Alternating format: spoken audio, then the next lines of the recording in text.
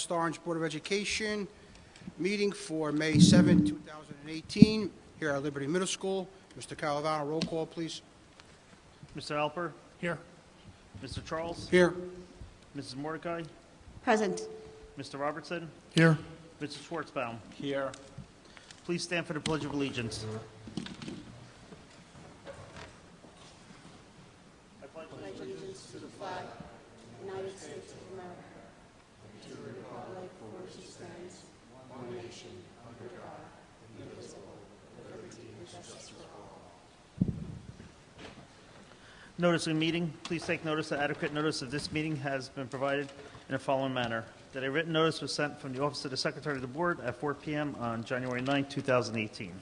That said notice was sent by regular mail to the West Orange Township Clerk and the editors of the West Orange Chronicle and the Star Ledger. That said notice was posted in the lobby of the Administration Building of the Board of Education. Thank you, Mr. Calavano. I need a motion for the close of public meetings of April 16th, 17th, and the 30th. Have a motion? I'll make a motion. Do I have a second? I'll second. Mr. Calavano, let's vote. Mr. Alper? Yes. Mrs. Mordecai? Yes. Mr. Schwartzbaum? Yes. Vice President Robertson? Yes, except for the 17th, I was absent. And that's an abstain. Abstain, yes. And President Charles? Yes. to all. Thank you. Mr. Rutsky, Superintendent Report. Thank you. Just want to explain, we got a lot of things on the agenda tonight, so we're going to get up and do the budget presentation, then we'll have the board come back and ask questions, and then we'll get up and talk about the indoor air quality report at the high school, and Mr. Ziggy, our Director of Buildings and Grounds, will step in a little bit and talk about the process. And then we'll have Ms. Dougherty present the audit, the special ed audit, with the progress updates, and then again the board can ask questions after all of those. Just a quick little update, we got our CUSAC results back and we have very good news to share, and then we're going to add in the SAT update. Mr. Mendez and Mr. Moore will be coming up and providing some information, and then we'll have some reminders after that. So if I can just ask the board to go out and join the audience, Mr. Calavano and I will get set up for the presentation.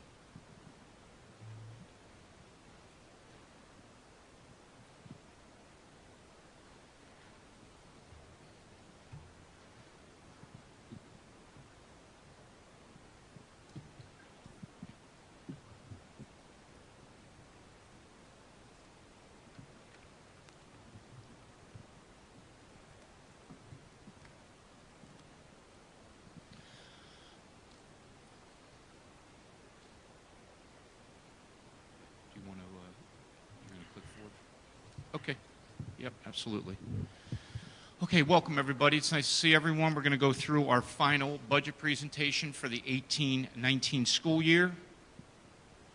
I would believe everybody knows our board members, Mr. Calavano, our business administrator. We're going to go over, Mr. Calavano and I are going to go back and forth on the slides. I'm going to turn it over now to go through the glossary of budget terms. So just a couple of terms that we should all be aware of. I'm going to jump around the page a little bit. So we have our school district budget, which comprises of three major funds. We're looking at our debt service as part of the fund, and that's to repay the principal and interest of all the previous successful referendums and or certificate of participations. We have our general fund, which is our operating budget, and then we have a special revenue fund, which is restricted for state and federal grants. We have a term called bank cap. Each year, school districts are locked about how much they can increase their tax levy. So it's a 2% tax levy. You always hear 2%, 2%. So if you don't use any of that portion of that 2%, and like we didn't do this year, we're 1.7. So we increased our tax levy by 1.7. That 0.3 actually gets put into a bank. And any other adjustments, the state realizes that health costs increase more than 2% each year. So there's an adjustment there for any health costs that are over 2%, but less than 13%. So all these adjustments come into play because if you don't utilize all the adjustments, that ability that you didn't use now goes into a bank cap. and you have 3 years to actually bring it back out of the cap and put it into your budget. And all that's doing for you each year is it'll increase your tax levy above the 2%. It doesn't give you additional funding, but it gives you the ability to increase your budget, and therefore it'll increase your tax levy. Capital outlay, which is in the operating budget, and that's funds used for equipment that's valued over $2,000 or capital projects, major building projects. We have capital reserve. It's a reserve fund for facilities. So there's 2 ways to fund this. One, we can fund it now during budget time, and we would actually have a deposit going into capital reserve. But again, that's part of our 2%. So we're at a point where we can't have that. We don't have that luxury to put any portion of our budget into capital reserve. The other option is that year end we pass a resolution and we can designate a certain dollar amount to go in capital reserve. And again, the purpose of that would be for any capital project. So the only way you can withdraw from this fund is by board resolution or now during budget time. Our current balance in capital reserve is only $4,209. Fund balance, that's our savings fund reserved for emergencies.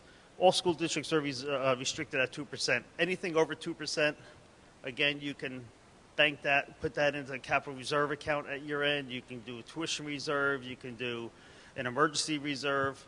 Or that amount that's above the 2% would have to be set aside for tax relief.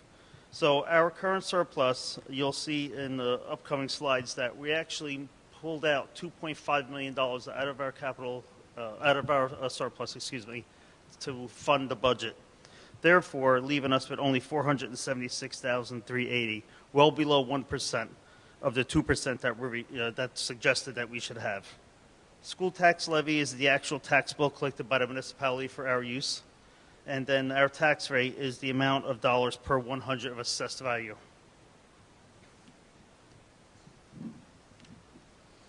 Okay, our timeline, the 9th we did the preliminary budget, the 10th it was submitted to the county, 26th it was approved, and here we are on May 7th presenting the final budget. You've seen this slide before. For those that have been here, those that haven't, this is a very important piece to the budget. This is where we start and we identify our needs across the district. Safety and security is always number one, followed very closely by student achievement. Then we have to evaluate our salaries, our health benefits, special services, transportation, curriculum instruction, and so on. I'm not going to go through each one of these. They're pretty self-explanatory. The important part is that this is what makes up the budget, and this is what we have to consider when we're putting the budget together. John.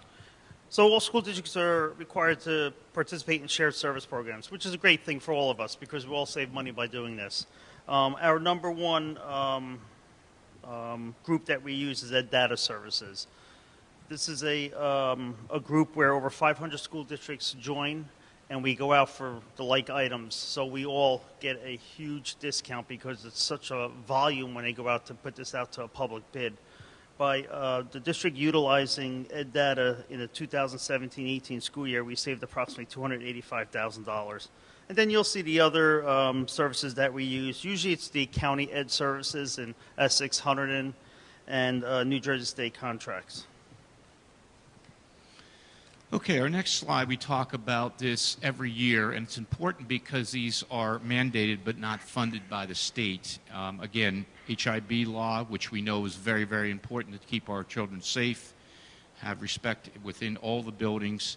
Our park assessment, which is the state assessment that's required by code. Our professional development, which is required again, but no money for that professional development. And then the PERS contribution, the Public Employees Retirement System, little asterisk, that's for non-certificate employees only. And then our special services compliance and our required Achieve NJ with the teacher and principal evaluation model. This is an approximate number of $3.5 million that's mandated but unfunded. Here are the revenue categories for our entire budget. I spoke earlier, the three components, the debt service, the special revenue, and a general operating budget. We have our local tax levy, which consists of two, one for the debt service and one for the operating budget, and that represents 89% of our revenues. Unfortunately, that's the New Jersey model. Most of the money is collected through taxation to support the school districts. State aid, 6.76%. We actually received a 2.8% increase in our general fund state aid this year. Federal state restricted aid, that's Fund 20, which is special revenue. It's restricted for a certain purpose. And we're asked at this point to budget 85% of our current allocation because we have no idea if we're going to be even, if the money's available even for next year. Budgeted fund balance, that's that $2.5 million that we're pulling out of fund balance to support the budget. Tuition and miscellaneous, we do have some state-placed students in our district that the state actually pays their tuition, and we collect interest in building rentals, and we have a SEMI program, which is Special Ed Medicaid Initiative, and we're reimbursed for certain Medicaid services or activities. So our total budget is $158,371,470.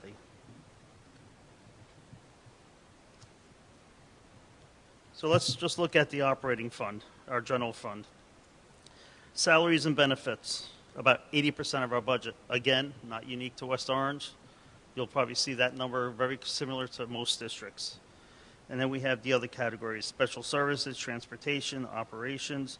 I want to go back to transportation. Within the transportation budget, we have money budgeted for non-public transportation, or aid in lieu of. Our number one goal is that we must try to provide transportation for non-public students, but we have to do it within a certain dollar amount. This year is $1,000. Going to next year is $884. It's been $884 for several years. The state this year decided to increase it to $1,000, but they went back down to $884. So if we go out to bid, if we can get a bid that's within the $884 per student, we provide the transportation. If we can't, we actually cut the check to the parent for the $884. We have charter school. We have 6 schools that 9 students attend that live in West Orange. And then we have our capital outlay of $280,000. And again, we talked about that earlier under the glossary. It's equipment over $2,000 or projects, building improvements. A lot of the $280,000 goes to $115,000 goes to the SDA assessment, which is School Development Authority assessment. Years ago, when school districts got funded 40% of eligible costs for construction or renovations, we received a grant from the state. Now the state is assessing those districts that actually received the grant.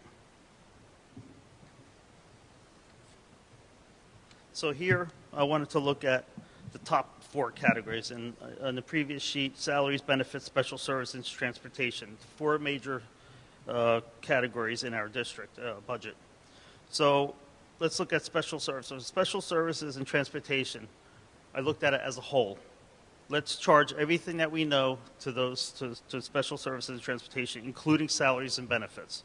So for special services, you'll see what it's made up of. But what we also did is we took out the revenue that we received for special ed. We received state special ed categorical aid, special ed transportation aid, extraordinary aid, and SEMI aid. So when you reduce the revenues from our expenditures, the total cost of special services is $32.7 million. Transportation, same thing, including the salaries, $5.9 million. And then the other 2 categories is less, obviously, the special ed salaries and transportation salaries and benefits.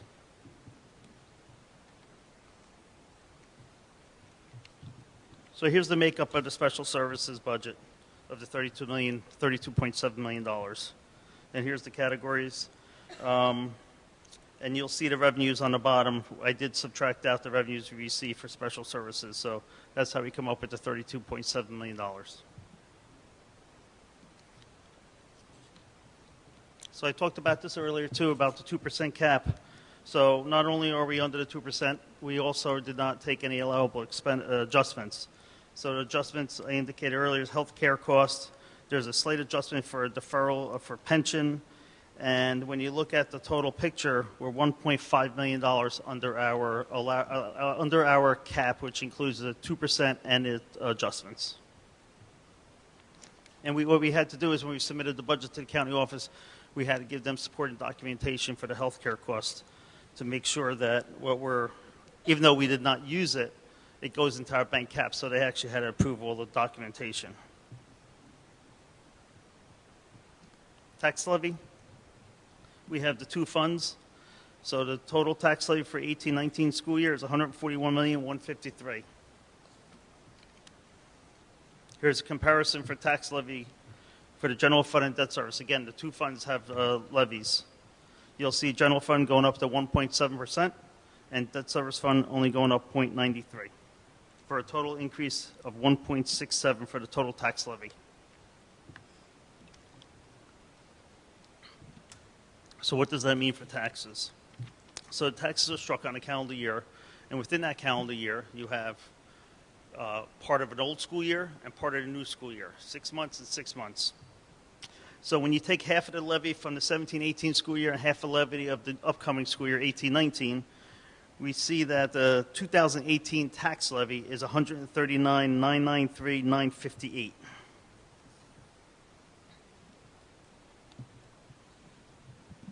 Okay, we're going to go through a few slides to talk a little bit about what the budget's going to do or what we're going to add. Very important that we start with providing district safety and security enhancements.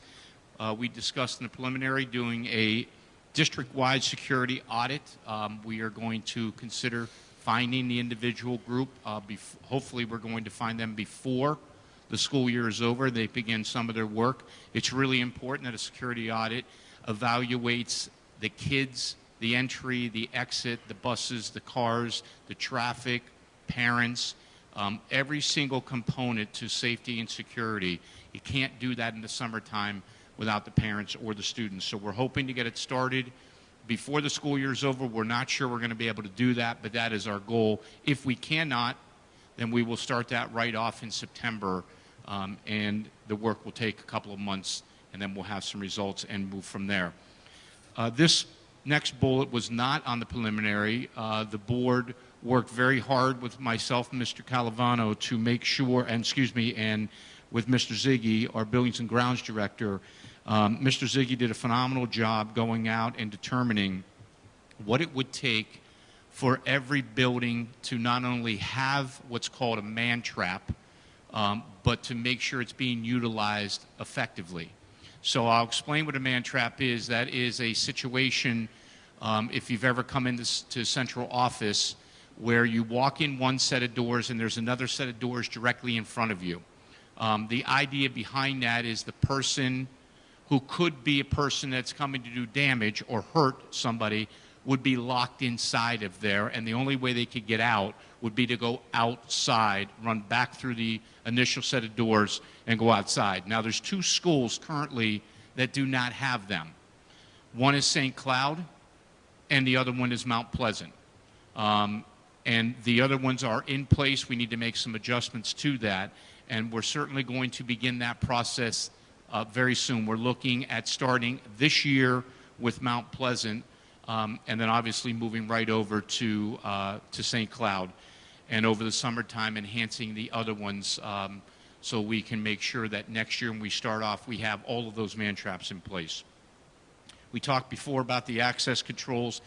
That's nothing more than all of the staff members, all the employees being able to access certain doors through their card reader, and that keeps all the other doors locked. And that's really important, that all doors are locked and the staff have the ability to get into designated doors. And then the instituting gaggle is, if you remember what I talked about in the preliminary, that is the idea that words will be identified from students and staff that could be something that is threatening, or it could be something that is dangerous as far as a student or staff member hurting themselves.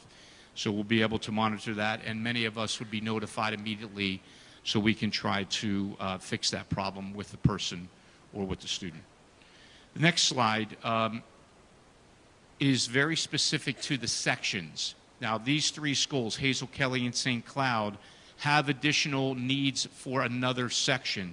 In Hazel, we have enough students to add a section in second grade, Kelly in first grade, and St. Cloud in kindergarten. So those three will have sections, meaning that they will obviously need an additional teacher for each of those sections. Next slide is specific to the special needs program. We will add an in-class resource at Gregory, the same with Kelly. We are starting a BD program, Behavioral Disabilities Program, in the district. It will be housed at Redwood. So we will be having 1 teacher and 2 paraprofessionals in that class. That could change, obviously, with the number of students over the rest of the school year in the summer. Edison, we need to have a resource teacher for science. That could change to social studies, but right now that is science. And then at the high school, we need to have another autistic teacher for an autistic class. We're also adding a gifted and talented teacher at the elementary level, an SA teacher at the high school, and a STEM teacher at Roosevelt. As we talked last year, we're expanding our STEM offerings. We want to push it down into our upper elementary grades as well. Right now, we want to make sure that when the kids go from 6 to 7, 7 to 8, they really have a nice experience with STEM. The budget will add the behavioral disabilities program I spoke about. The summer school program will happen. We have a couple things that we're finalizing, but that will definitely be taking place, and registration will be happening very soon. We're adding the boys volleyball, the girls lacrosse, and the boys and girls fencing program and coaches. I'll just take a second and say that these will run, obviously, if there are enough students and enough interest in these programs. We believe there will be, but we want to make sure as we move forward, like any other sport, we will have the meetings, we'll identify coaches, and we'll move forward with them. 2 leased buses and 350 leased Chromebooks to help us throughout the district. As far as programs, courses, and materials, our 7th grade Investigating with STEM, we talked about the AP Physics, Concepts of Technology and Engineering, Creativity, Innovation, and Culinary Arts, and the Honors Physics, as well as the LAP Algebra 2 course at the high school, the SAT courses I spoke about, Voyage into Space, and the choices in 7th grade. We are now offering, like we do in 8th grade, all 4 languages. However, it'll be done differently. It'll be more of an experimental, where in 8th grade you choose the course and you stay in that course for the entire year. Professional development, very important part of what we do in the district. Focuses around English language arts, readers and writers workshop in particular, our K-5 science, and our K-12 next generation standards, mathematics, the pre-algebra and algebra readiness, and some of the work that's being done by the math committee, which is doing a lot of really good stuff. We're excited about seeing that proposal. Also, areas of PD and STEM, curriculum development, performance-based assessments. SIOP is for shelter instruction, observation, and protocol. That's for general education teachers that have ESL students in their class, English language learners in their class, excuse me, and then obviously continuing to work on the infusion of technology across the district. I mentioned our capital projects. We mentioned the man traps before. That will be funded through a capital project. At Hazel, an intercom upgrade, asphalt and concrete repairs across the district, asbestos removal as needed across the district, and window shade replacements at the high school. Mr. Ziggy, would you like to join Mr. Calavano and just go through some of the capital projects that the before and after pictures, please? Okay, as we do every year, we show the before and after pictures of what we have accomplished in the district. You can see the footbridge at Washington School was in need of desperate repairs before someone had fallen through. We did accomplish that with the next slide. As you can see, the diamond plate was replaced, and the bridge now is satisfactory and could be in use for the next 20 years. High school, you could see that the catch basins are starting to collapse in certain areas. This one was one that needed to be replaced ASAP, and we did that. And you can see our new technique. We put concrete around instead of asphalt, and that will prolong the catch basin and won't deteriorate as fast. Okay, our sign at the marquee at the high school, you can see that's the old sign, and numbers missing, and there's our new sign that just was finished last week, and we're putting the final touches on, so soon you will see announcements on the new marquee at the high school. Okay, the doors, you can see, are part of our ongoing security.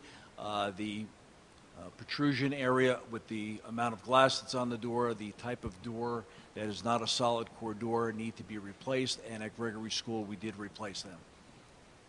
Okay, just a different door. All right, and there you see with the small vision panel, because the vision panel by law is required so that if anyone, a teacher and a student, are in that room one-on-one, someone can see through that vision glass. The 3x33 is the standard that we have, and the penetration is minimal. The solid core door offers the maximum security for anyone penetrating that door. Again, with the new lock sets that we have put on there, that is a secure area for our lockdowns that we provide for the district. You see just another door that we put there versus the two doors. Hazel School, we did the same thing. There you can see the large amount of glass that can be penetrated. We replaced those doors also. Okay, and there's the type of doors. Same thing. And that's ongoing, okay, and that's pretty much what we did for capital this year. Thank you, Mr. Ziggy. Just going back to one of our important changes from the preliminary to the final budget, the board was really clear that we wanted to make sure that safety and security was a priority. So we have invested in the film that allows for windows across the district. We placed the film on there, and it helps us with our safety and security. There are different kinds of film. We're still evaluating that whole process, but money is built into the budget. So when you're in this building in particular, when you're standing outside looking in, you see very large glass, panes window, and it is not secure in that respect. By putting the film on those windows, it immediately tightens things up. And that's important. This building in particular is one we have to address immediately, but we're looking, again, Mr. Ziggy did a very thorough analysis of all the windows and all the doors in every single building of the district. First level, obviously, you'd have to put a ladder up to get to the second level, but we're looking at all those ground level or some window that maybe could be accessible by somebody jumping up or getting to it. So he evaluated all of that. That's a really important component of the budget that we're going to utilize the film to make things more secure. Okay, reductions due to efficiencies. Now, I'm just going to explain this a little bit because it's efficiencies mean that there's not an opening for the position for the teacher. So I'll give an example. I'll take Redwood. We have, let's say in third grade this year, we have 5 sections because there's that many kids for 5 sections. The kids that are currently in second grade that are going to third grade next year, there's only a need for 4. And the kids that are currently in third going to fourth, there's already 5 sections there. So we would have 1 less section moving up. And if you remember from the demographic study, the elementary schools are going to be phasing themselves where they're going to be reduced as far as the number of students in the schools. The bubbles move into the middle school, and then eventually we'll get to the high school. We stay flat as far as the enrollment. But when we talk about efficiencies, it's not that we're not looking to take care of our staff that are being reduced because of the efficiency. So the good part is that all of the staff members who are are caught up in an efficiency will have the ability to be hired for another position in the district. So we're very confident that all of those individuals who are currently in one of those classes will be either relocated in that building or another building and will not lose his or her positions. We call that attrition, meaning people who resign or retire. There are openings within the district, so we can hopefully take care of these eight teachers. And then there's 4 paraprofessionals that are they're part of a reduction in force. And again, if there's a need, obviously one of those 4 will be the principal will interview and determine if he or she is going to go to that building. So we want to take care of those individuals who are currently in our district. You'll notice that the average assessed value, not the market value, the assessed value is $338,309. The increase is $224.29 for the year. Mr. Rutsky? Yes. I just want to announce that we have a school tax calculator on our website, so you can actually go in there and put your own assessment in, and you can see what your increase will be for next year. Okay. That's our presentation. If I can invite the board to come back up, we'll answer any questions that the board has.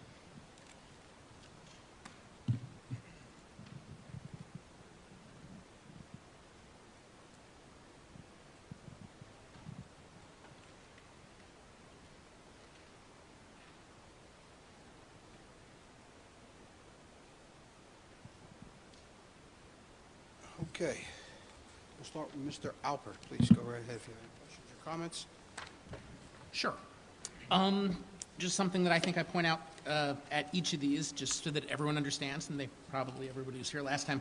Banked cap isn't real money. It's the ability to, in the future, tax more money. So the 0.3 that we're not using this year because we're at 1.7%, it's the right to tax is what goes into the bank, not actually an extra 0.3%. Beyond that, I just want to thank Mr. Calavano and Mr. Rutsky and all my colleagues for all the work we put in on this and the many hours of going line by line through and looking for efficiencies and, coming in under cap, which I think is great. I'll point out that the state of New Jersey owes West Orange about $16.3 million by my calculations. Sandra and I were at a New Jersey School Boards Association meeting right here in West Orange at the high school, put on by Fair Funding Action Committee just this past week. Here in West Orange, we pay 135% of our local fair share. There's a bunch of complicated numbers, but we're paying more than we should in local taxes is what that means, while the state should be giving us just under $25 million a year in what they call uncapped state aid, and they're actually giving us about $8.5 million in uncapped state aid. They're only giving us 34% of what we're entitled to. By comparison, Jersey City is getting 175% of what they're entitled to, and their fair share is about $256 million under what it's supposed to be. So New Jersey's got to fix this, and I think you're going to be hearing a lot more about the Fair Funding Action Committee as time goes on, and hopefully in future years, adjustment aid will be phased out, and we'll see some improvements there. That's all I've got. Ms. Mordecai? Sure. I just want to add, that was a great presentation, and there are two board members who actually show up at every school funding meeting in Trenton to advocate for more funding for what we consider first suburbs, districts that used to be fully funded and used to get a lot more funding from the state and the federal government that no longer do. In addition to that, our shortage is $24.59 per student we're owed by Trenton.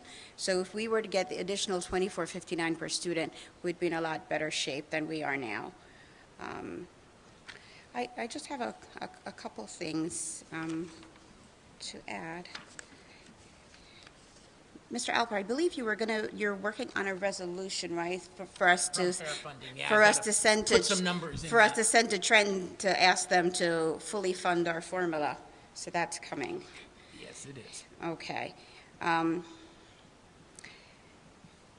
Mr. Calavano, so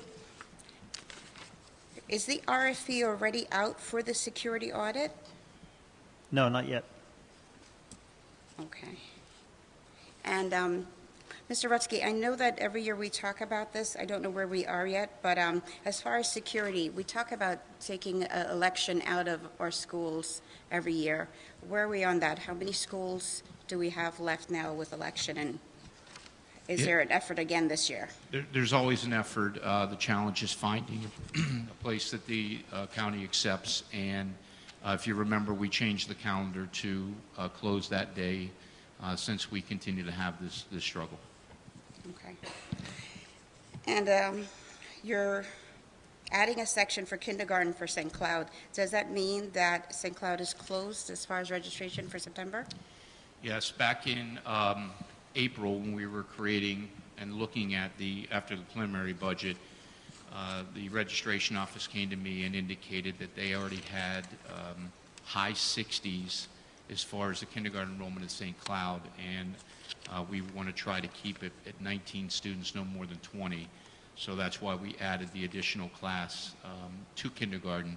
I think it's really unfair to parents that they move into a neighborhood and they're expecting to go to that school, and because we do not have the capability that they have to go to another school, and that's really tough. And unfortunately, since I've been here, I've had to deal with this about this time of year all the way through summer, and had parents literally begging me, please, please, please. And it's hard. You know, we have some very fine schools in the district, and the parents move into that, and then to find out that it's closed, whether it's kindergarten or another section, which makes it really, really hard. So that, you know, that adding that section to St. Cloud allows us to at least get as many kindergartners that are supposed to be there that can be there.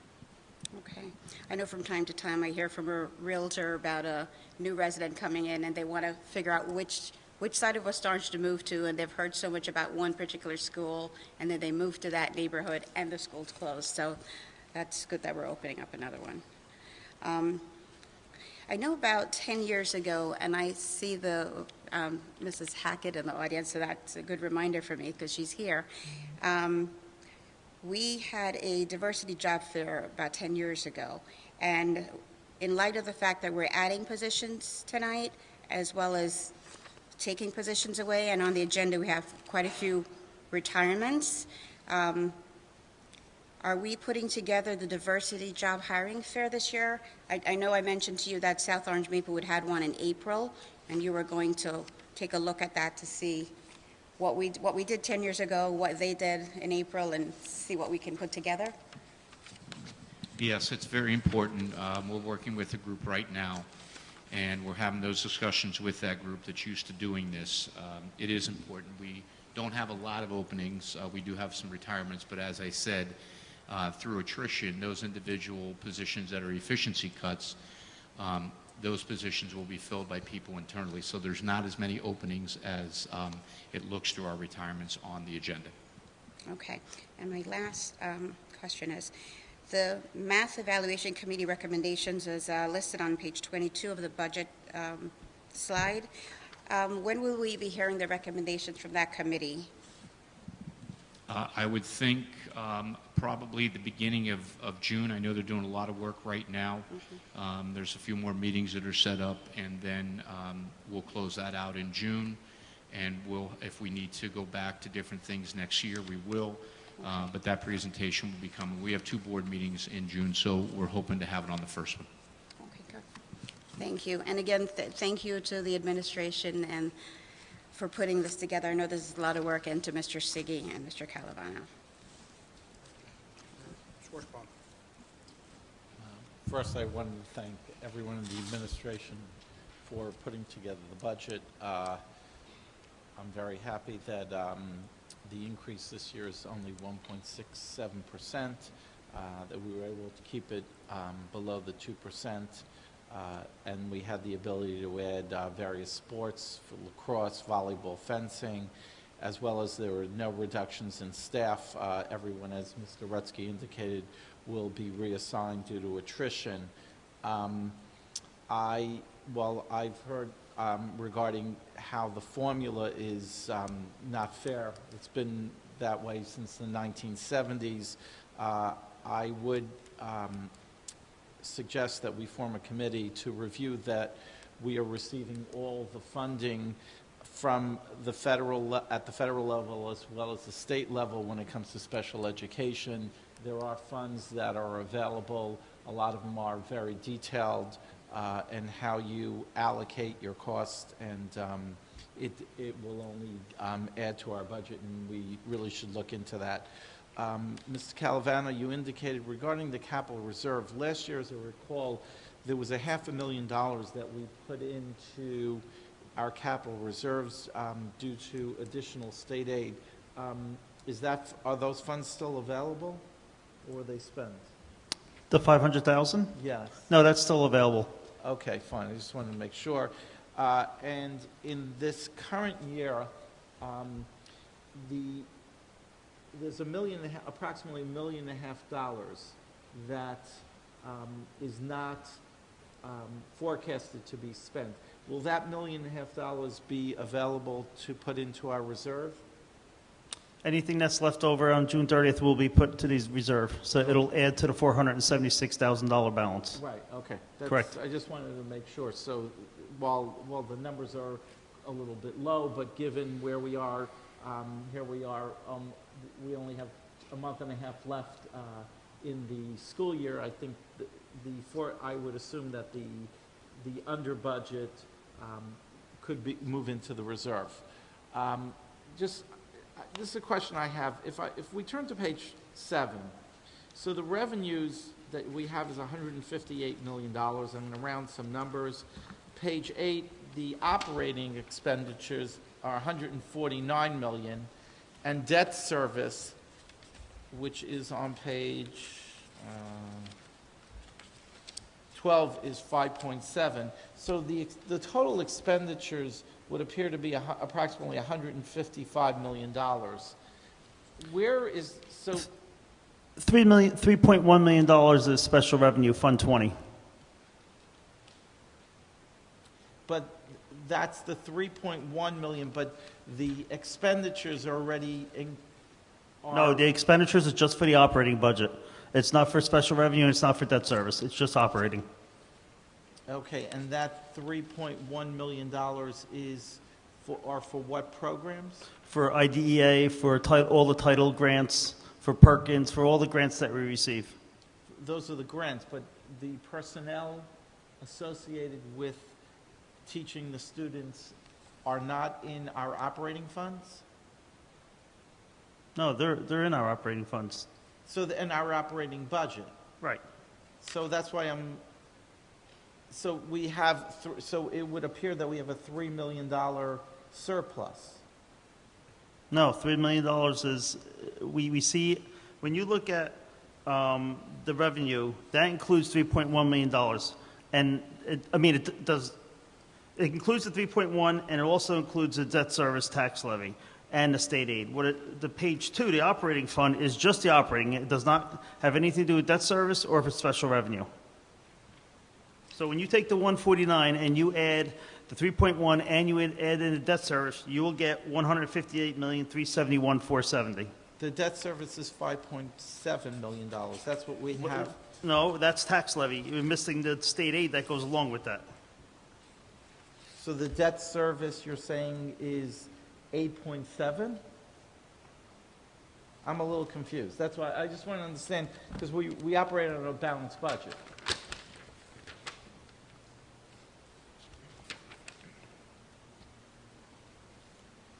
Debt service is $6 million. $6,084,000. Okay, 6 million, that's fine. So 149 plus 6 is 154 million. No, if you take Is 155, excuse if me. you take the 149, 155. Now add the $3.1 million to special revenue. Now you get to 158.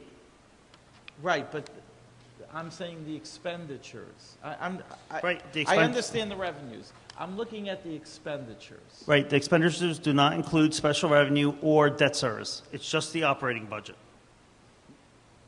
So when you take the 149, you add the $3.1 million for special revenue, and you add the $6 million for debt service. Now you get the total of 158. So what you're saying is the operating budget is really 150.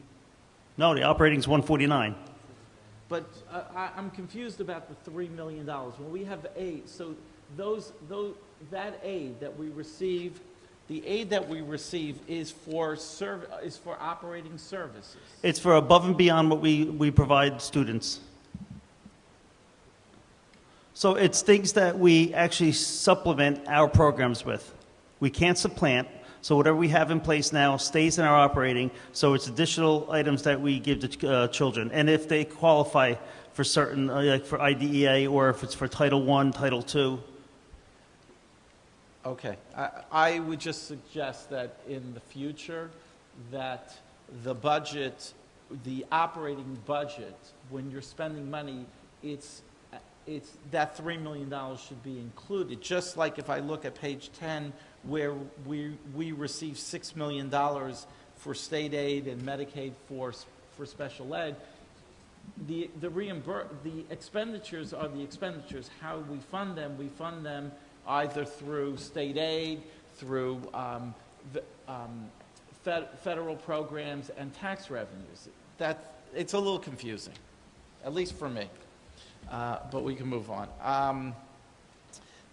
The page 10,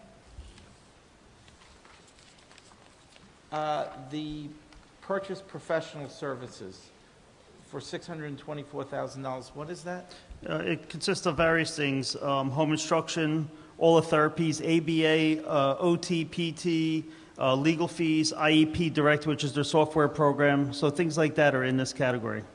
Okay, so to the extent that we don't have in-house therapists, whether it be OT, PT, Correct. Okay, that's what that is. Okay, thank you.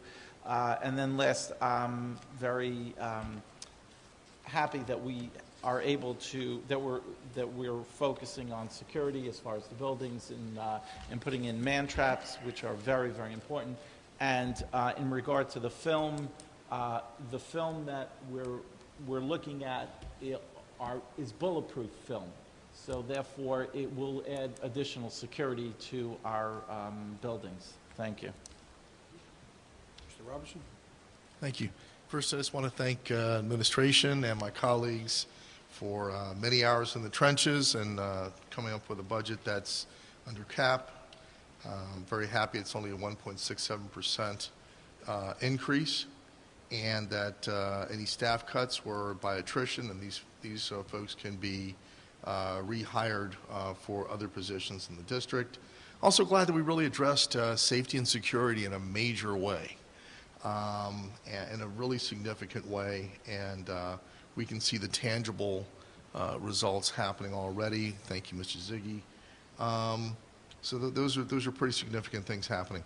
On the, I do see what Mr. Schwartzman was talking about in terms of when you add up, if you were to add up all expenditures and then separately add up all the revenue sources, including federal and state grants, et cetera, and being able to see that 158 number and how all that added up, that would be helpful to just separate all expenditures, all operating costs on one side, and then all revenue and funding sources on the other.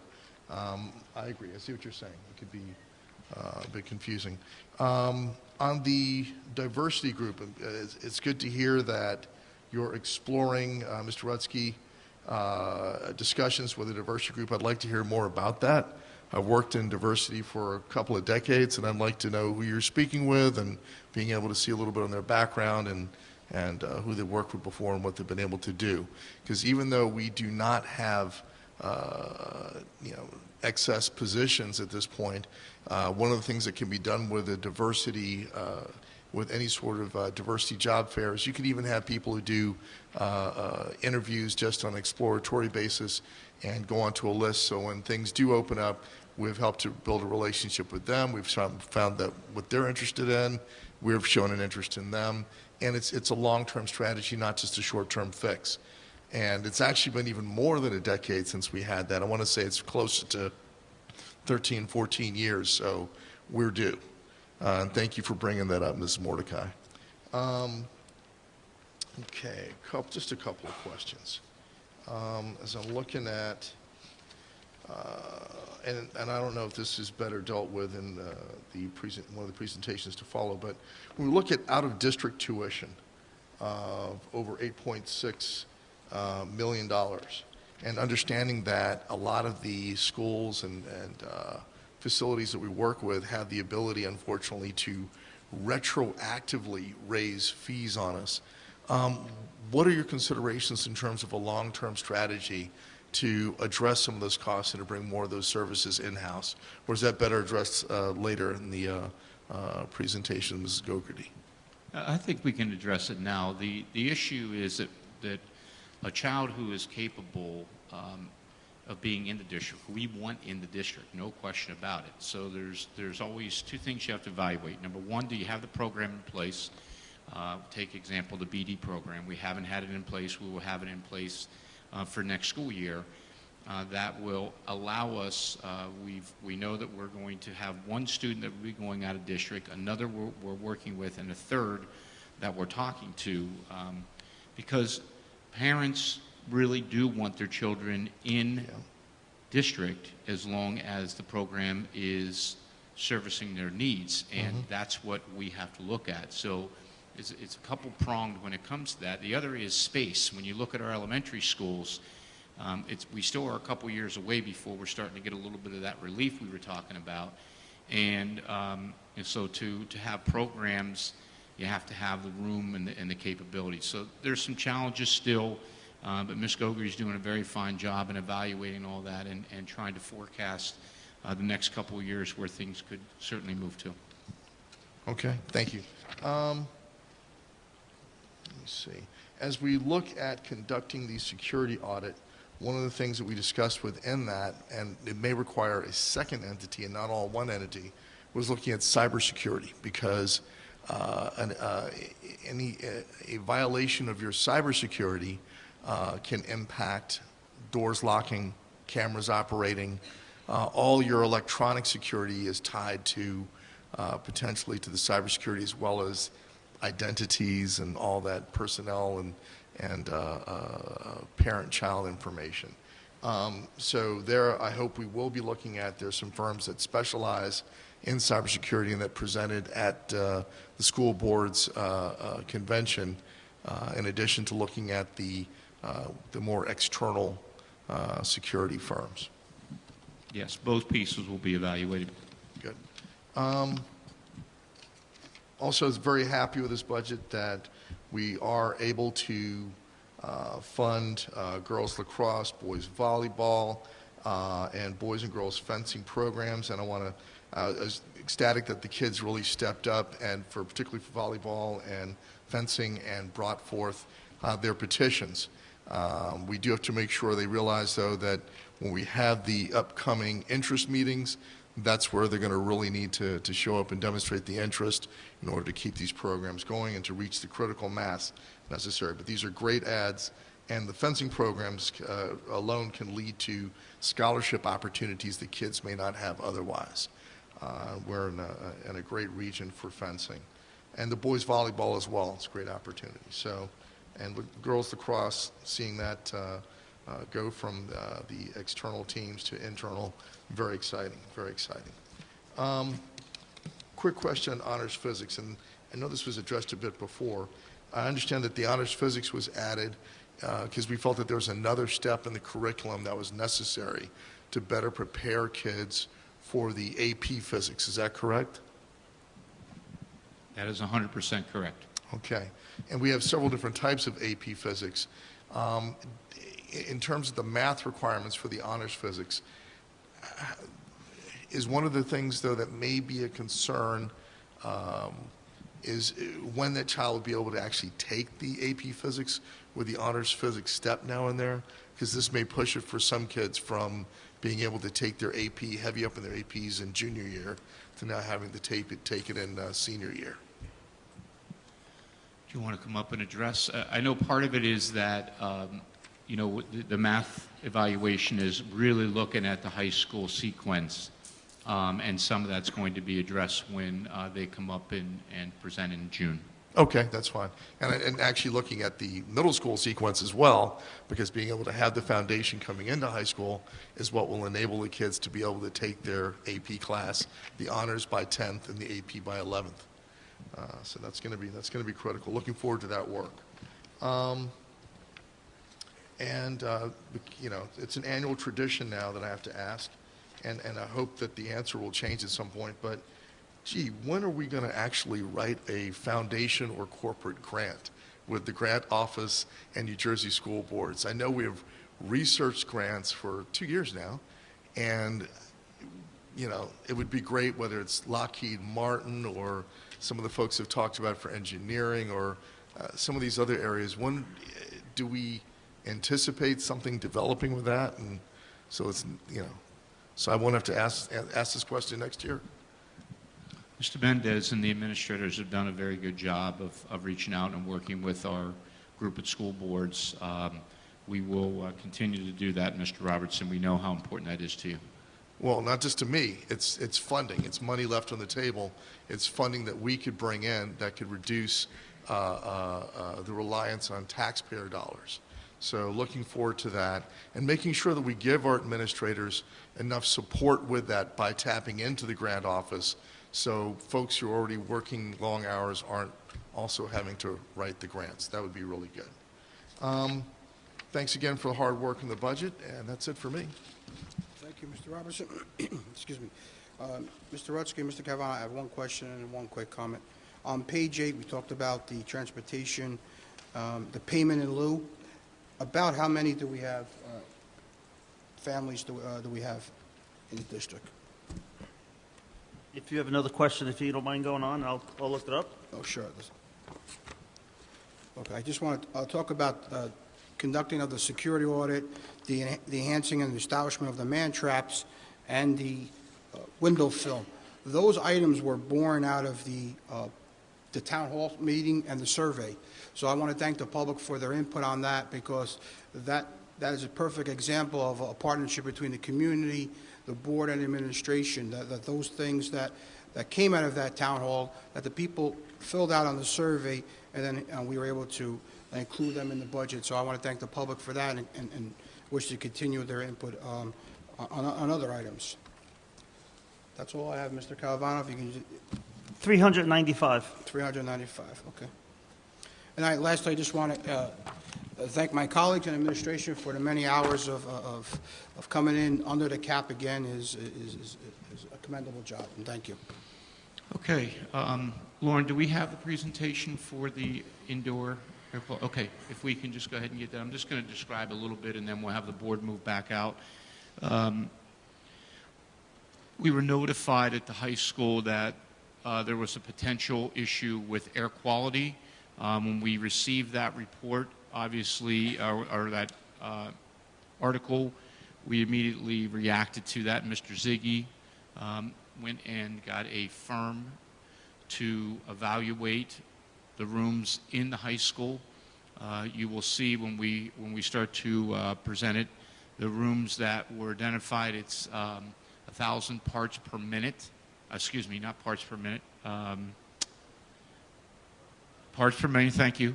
And you will see when we present it up there that there are classrooms, there are 53 classrooms that were above that 1,000 threshold, and other classrooms that were not. Now, the important part is that moving forward, what do we need to do? And the idea is we have to go out and find a vendor who is able to go in and do two things. One, identify can those univents be repaired, or two, do they have to be replaced? At this point, we are obviously very cognizant it has to be fixed. We know during the months of May and June, the air conditioning is on, the windows are open, and the boilers are off, so that is no longer an issue as far as the air quality. What is important is we take the time to identify what repairs need to be done and what has to be replaced in preparation for November when the boilers go back on. That's a very important piece. So if I can invite the board, this isn't going to be a real long presentation. I'm going to ask Mr. Ziggy to come up to the microphone, and he can talk a little bit about the presentation itself.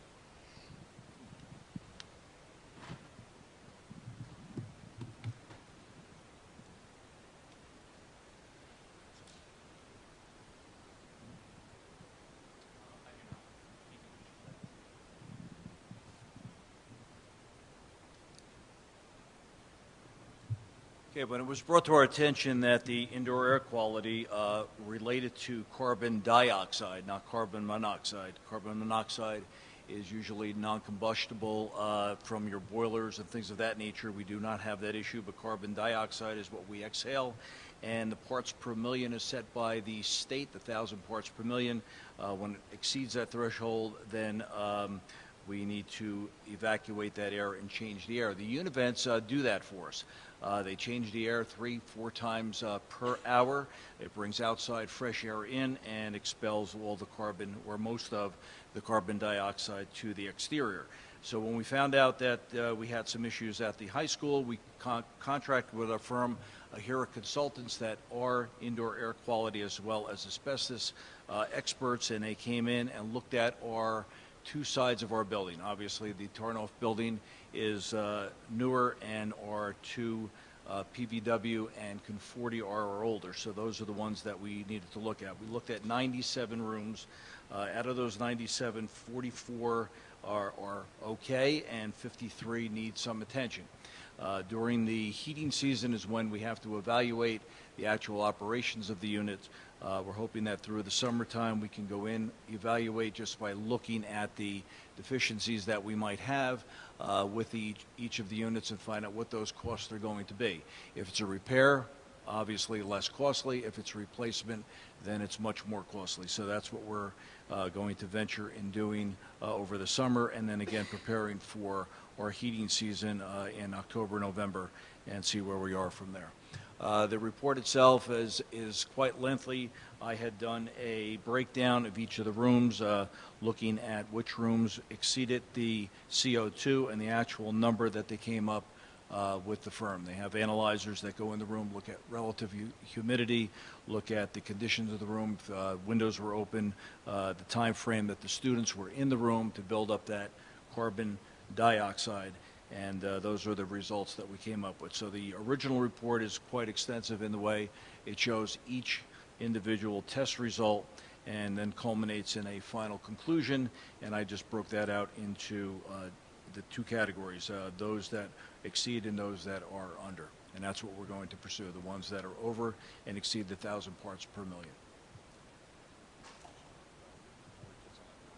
Yeah, so we put the report online today, so those that want to venture to go look at that report, it starts out with our summary that we showed up there, and then the actual report page by page in its entirety, so that you can look at any specific room that we had there, and the result that was gotten by the instrumentation that was used to get that result.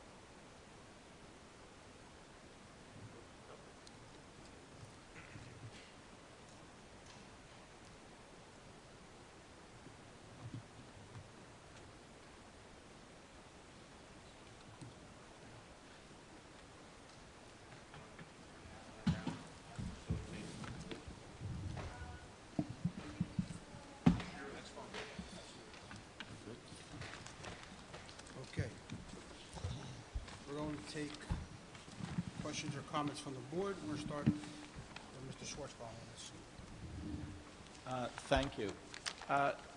Do we know what the situation was that caused the students to request to go and look at this?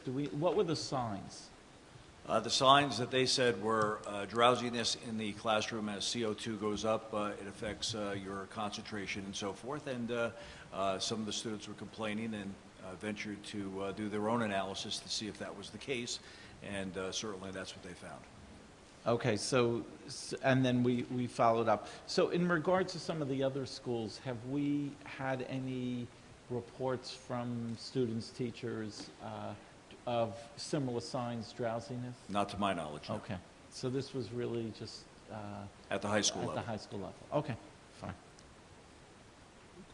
Thank you. Mr. Alpert? I want to thank you for all you did on this. I want to thank Anna Favetta for bringing it to everyone's attention in the first place with her Pioneer article. What do we know about the cause of this? Is it a...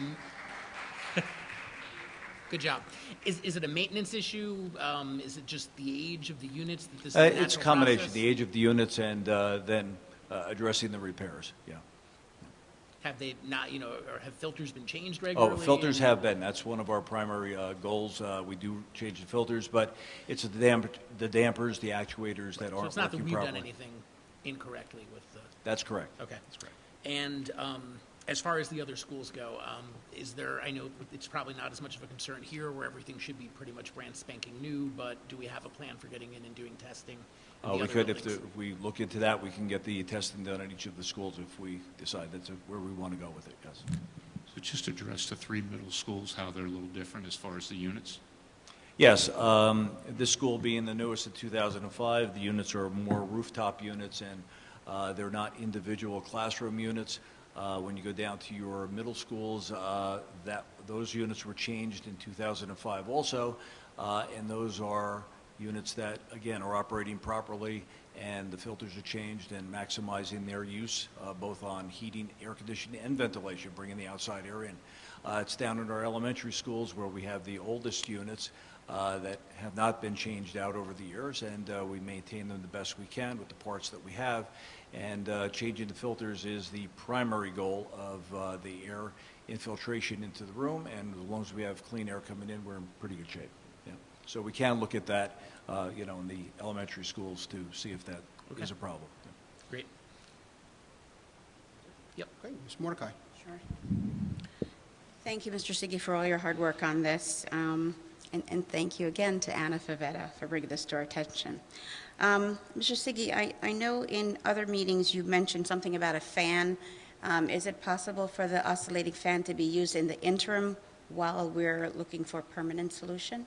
A fan only masks the problem. So you're investing a lot of money because you have to run electric for these fans.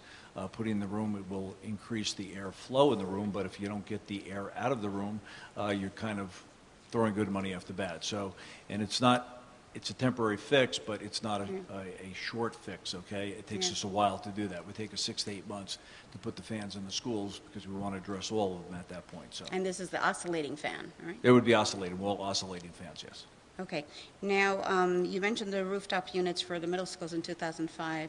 Are you looking at rooftop units for the 7 elementary schools? and the A high little more school? difficult when you have a floor plan such as Liberty, everything is on one level. When you have multi-levels, it becomes much, much more difficult, more expensive to put rooftop units or outside windows or whatever the case might be. So that's why the univents were designed and are for individual use. So we'd have to stick with those type of units. Much better design now in these days for univents that we put in. The train unit being one of my favorites that we have standardized when we do replace units in schools. Okay. Thank you. Nothing further. Mr. Robinson. Thank you very much, Mrs. Zicki, for your in-depth analysis on that. And Anna, wow. I hope you won an award or scholarship or something from this. It was an amazing investigative reporting. You are awesome. You're welcome. Okay. And I'm done. I have no Okay. questions. You have follow-up? Okay. Follow-up. You talked about univets. There are units, the split units, what's very often termed in construction the Mitsubishi units. Is that something that we can utilize in the buildings? They're more for heat and air conditioning, not very good for ventilation. So if you have an area where you already have an exhaust system in, then a split unit is a little bit more cost effective to put that in, a little bit more efficient than the univent itself. But where you need to bring the outside air in and have those air changes with the automation system that we put on there to do that, that would not be the ideal choice. Okay, thanks. Mr. Sick, I have a few things. The rooms that weren't able to be evaluated, what's going to happen with those? Are we going to assume that they're over the threshold, or are we going to retest them?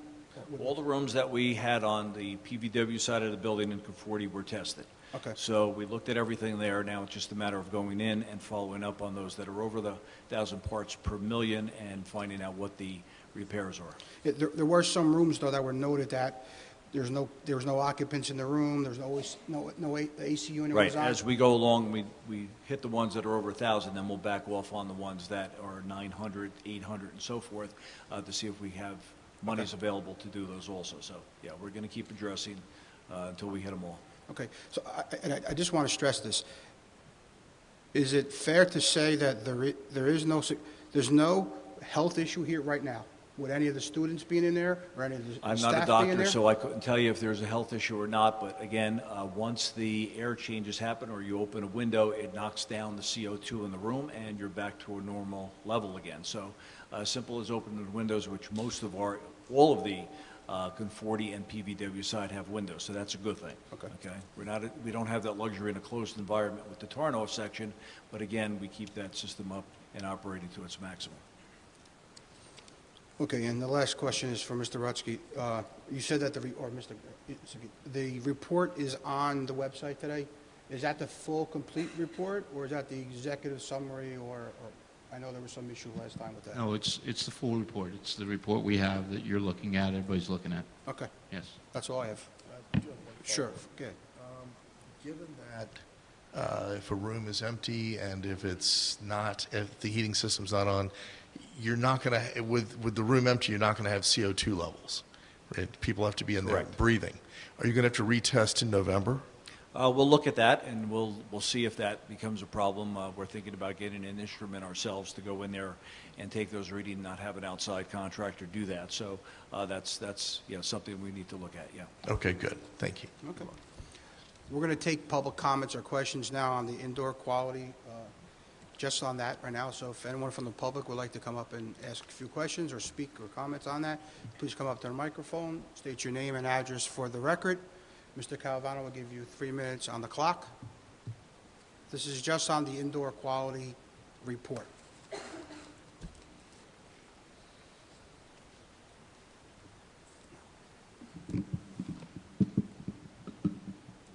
Good evening, Robin Iserlitz, 22 Yale Terrace. I'm curious if you have checked with the nursing staff and teaching staff in the elementary schools to see if there's been an increase in student complaints of symptoms consistent with air quality issues.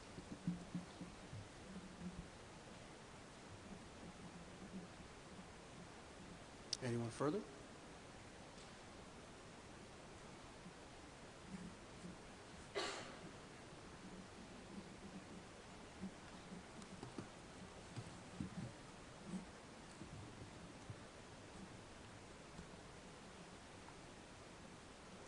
Jeremiah Salinas, 7 Crystal Ave. Wouldn't this be simple to just buy CO detectors and install them in the classrooms instead of spending all this money in other instruments that might have to be handheld, carried by somebody, wait for somebody to come in, test the quality of the air, then get back to us. I mean, there's electronic ones. They're like $59.99 on Amazon that we could just purchase for all the classrooms. That would be an easy fix. Anyone further? Seeing none, we'll close that portion. Wait, hold on, okay. We'll leave it open.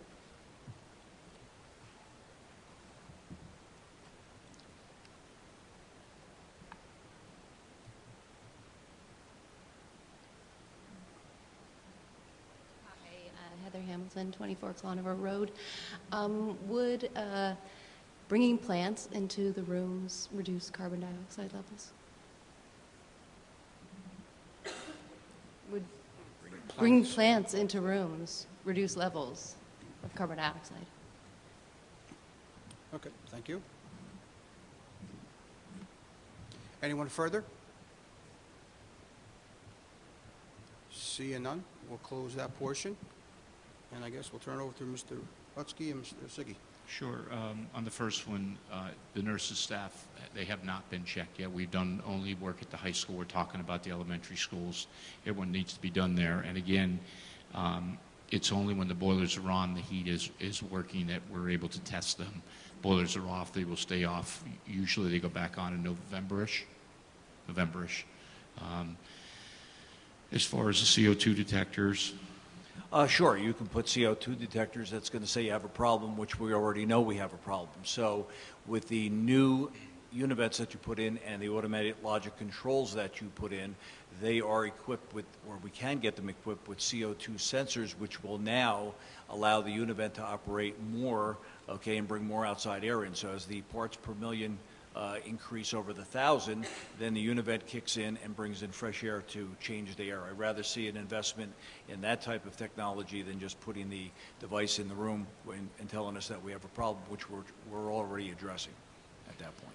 And as far as the plants too, the issue is, yes, it would help, but we need to make sure that we fix the problem for long-term, so plants would benefit, but we also need to make sure the Univents are functioning and working properly. Any follow-up from the board or anything? Okay, thank you. We'll close that portion Thank of you, the Mr. agenda. Ziggy. Have a good night.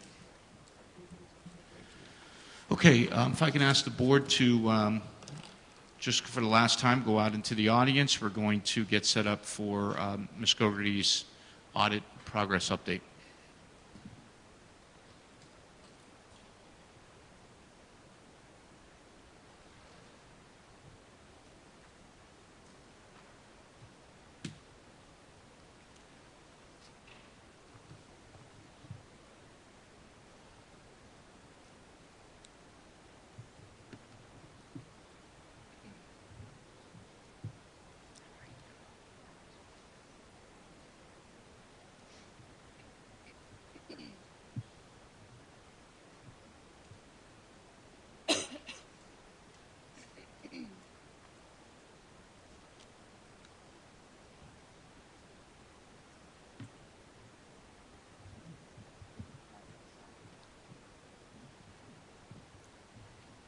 Good evening, everybody.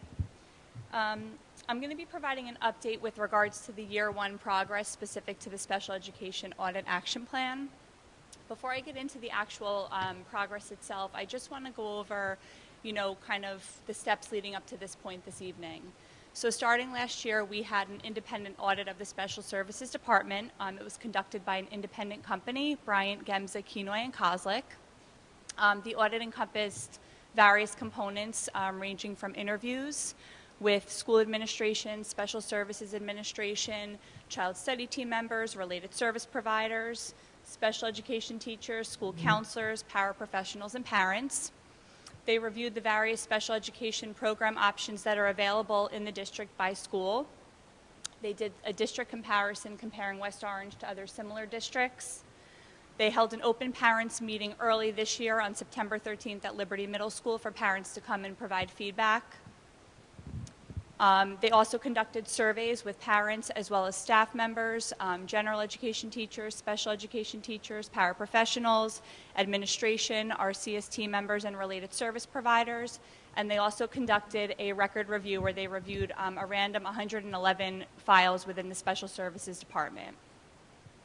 Based on the audit, the auditors compiled a report which included summary and recommendations for the department.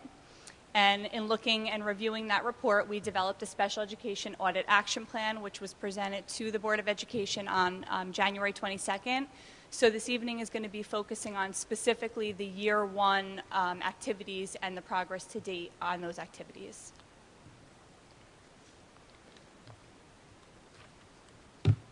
Okay, so Goal 1 is our instructional program. It's to enhance the instructional programs and resources to meet the individualized needs of special education students in pre-K to 12. The first objective is to research and establish effective and appropriate assessments, instructional programs, and resources to meet the individualized needs of students with autism pre-K to 12. So in looking at the activities that were, again, Year 1 activities, it started with developing a program philosophy. That's been completed. Myself, as well as the Special Services Administration, have collaborated with our self-contained teachers of students with autism, and we have a program philosophy, and that philosophy has been finalized to date. Additional activities are to research effective instructional programs as well as assessments. We have a consultant that's scheduled to come in on May 15th to provide a 3-hour PD to our self-contained teachers of students with autism, specific to developing instructional programs to meet the individualized needs of students. In addition to that, we are working with the teachers, myself as well as the 2 supervisors, to schedule visits to other public school districts that have self-contained autism programs, as well as out-of-district schools. So they can visit the schools and obtain information, with regards to their instructional practices, assessments, et cetera. The Department Administration, we're working on an evaluation instrument to provide the teachers, so when they're going on the visits, they're collecting similar information with regards to, again, looking at the instructional practices and assessments that are being done within the other public school districts as well as the out-of-district schools. The second objective is to develop a comprehensive K-12 curriculum to meet the needs of students in the intellectual disabilities program. Before I get into the progress here, I just want to make a comment. The Intellectual Disabilities Program was formerly known as the Mild Cognitive Impairment Program. I know there have been some questions about that, but intellectual disabilities is the more recent terminology that's utilized for the program. So similar to the previous goal, one of the activities is to develop a program philosophy. That is currently in the works. We are aiming to have the program philosophy completed by the end of this month. In terms of researching effective assessment practices, we are also working, again, Department Administration is working to schedule visits for the teachers of students in the intellectual disabilities program to visit other public school districts that have this program, as well as out-of-district placements, again, to ascertain, what are they doing, and then what direction do we want to move in. Similarly, again, to the previous goal, looking at an evaluation instrument that could be utilized by teachers consistently so they're collecting the same information when they're going on the various visits. The third objective is to evaluate district programs, instructional practices, resources, and the professional development structure to ensure the needs of all students are being met.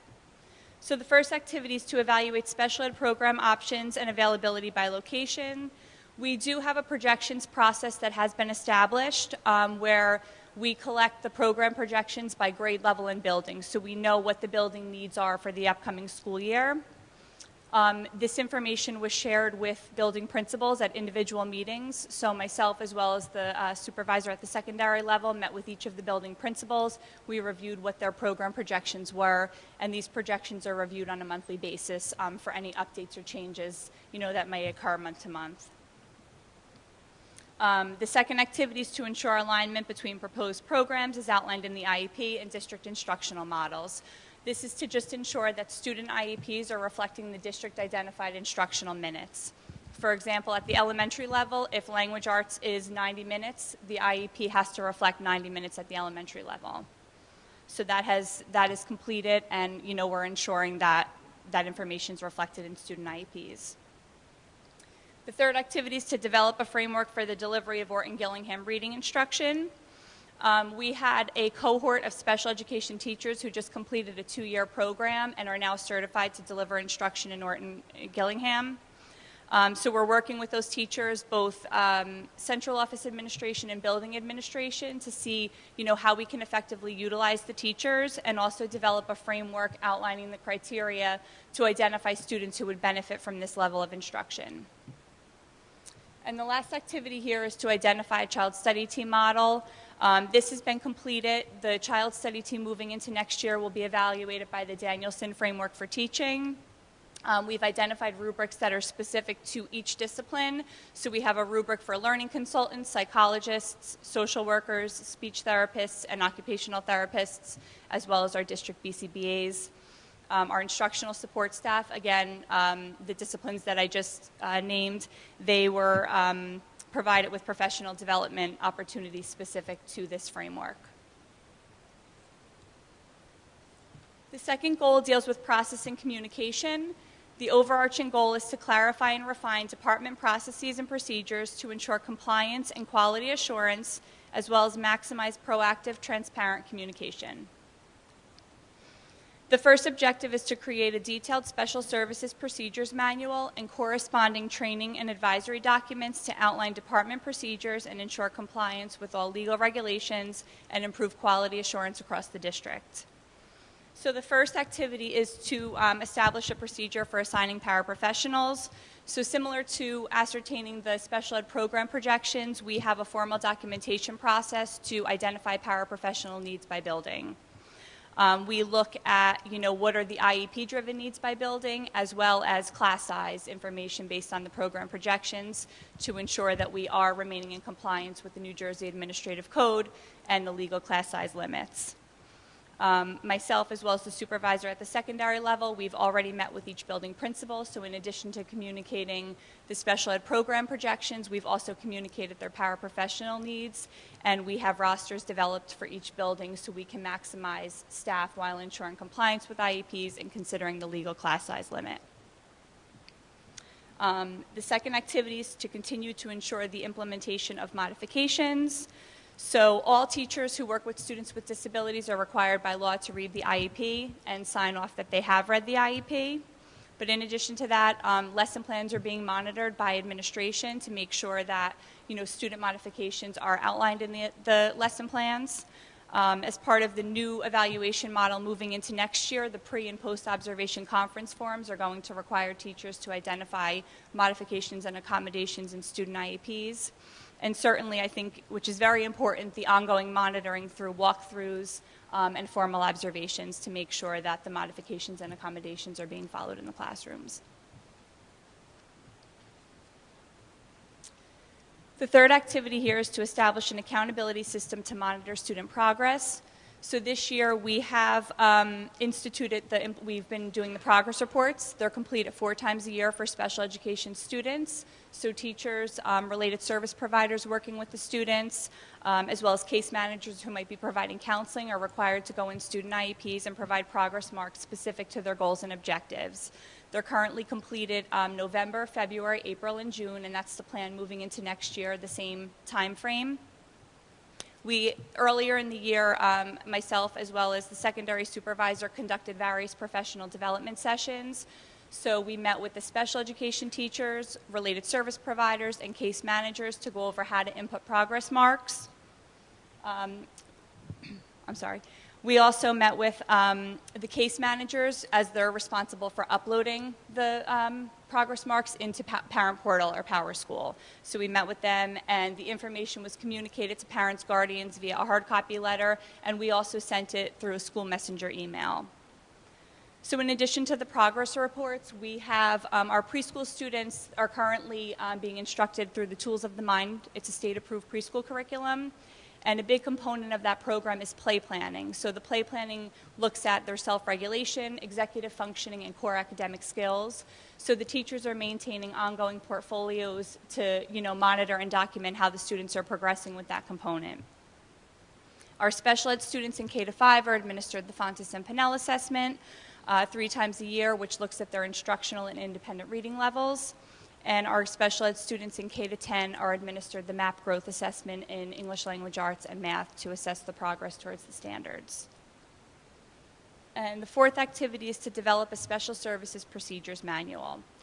So when I presented at the January Board of Education meeting, I had shared we have a multidisciplinary committee that has been established for this, comprised of learning consultants, school psychologists, school social workers, speech therapists, occupational therapists, and our district BCBAs. More recently, we also have members of our out-of-district team joining, so we can also include a component for that as well within the manual. To date, the committee has met several times. We've reviewed sample manuals. We have about 10 chapters drafted. So right now they're in the revision phases. So this will be something that we're hoping to have a working document moving into next year, and we'll certainly continue to make any edits and updates moving into next year. The second objective here is to establish and implement communication procedures to facilitate effective communication with parents and guardians. In looking at the 2 activities on this page, the first is to develop a monthly meeting schedule for the West Orange Special Education Parent Advisory Council, and then also really communicate those events. So these 2 activities have been completed, but certainly it's something that we will continue to work on moving forward. So we have a monthly meeting schedule that was established early on in the school year. The format of the meetings were determined where, an educational event is held 1 month followed by a general meeting. And, the goal is to have that monthly meeting schedule developed moving into next year. In terms of communicating the events, we've really tried to get the information out there to really increase the involvement in both the educational events and the general meetings. So we've posted the flyers on social media. They've been sent home hard copy to parents and guardians of student and out-of-district placements. We send them home via backpack to students in district. A school messenger email is sent out the day before the event along with the flyer just as a reminder. And we're posting the information on the district website as well. Providing timely communication to parents and staff. So again, this is a goal, any major program changes, ensuring that we are maintaining that level of communication in a timely manner. Specifically, with the progress reports, we made sure that information was sent out to parents and guardians. We sent it through a hard copy letter, as well as a school messenger email as a reminder. And then, whenever we have a staff member that's out for an extended period of time, whether it's a teacher, a case manager, or a related service provider, making sure that that information is sent out to parents and guardians in advance so they're aware of the staff absence, especially if it's long-term. And the final activity here is to continue to work in collaboration with the Transportation Department to improve communication procedures for parents and guardians of special ed students, primarily with a focus of out-of-district students. The communication between the West Orange School District and the Essex and Sussex Co-op is ongoing.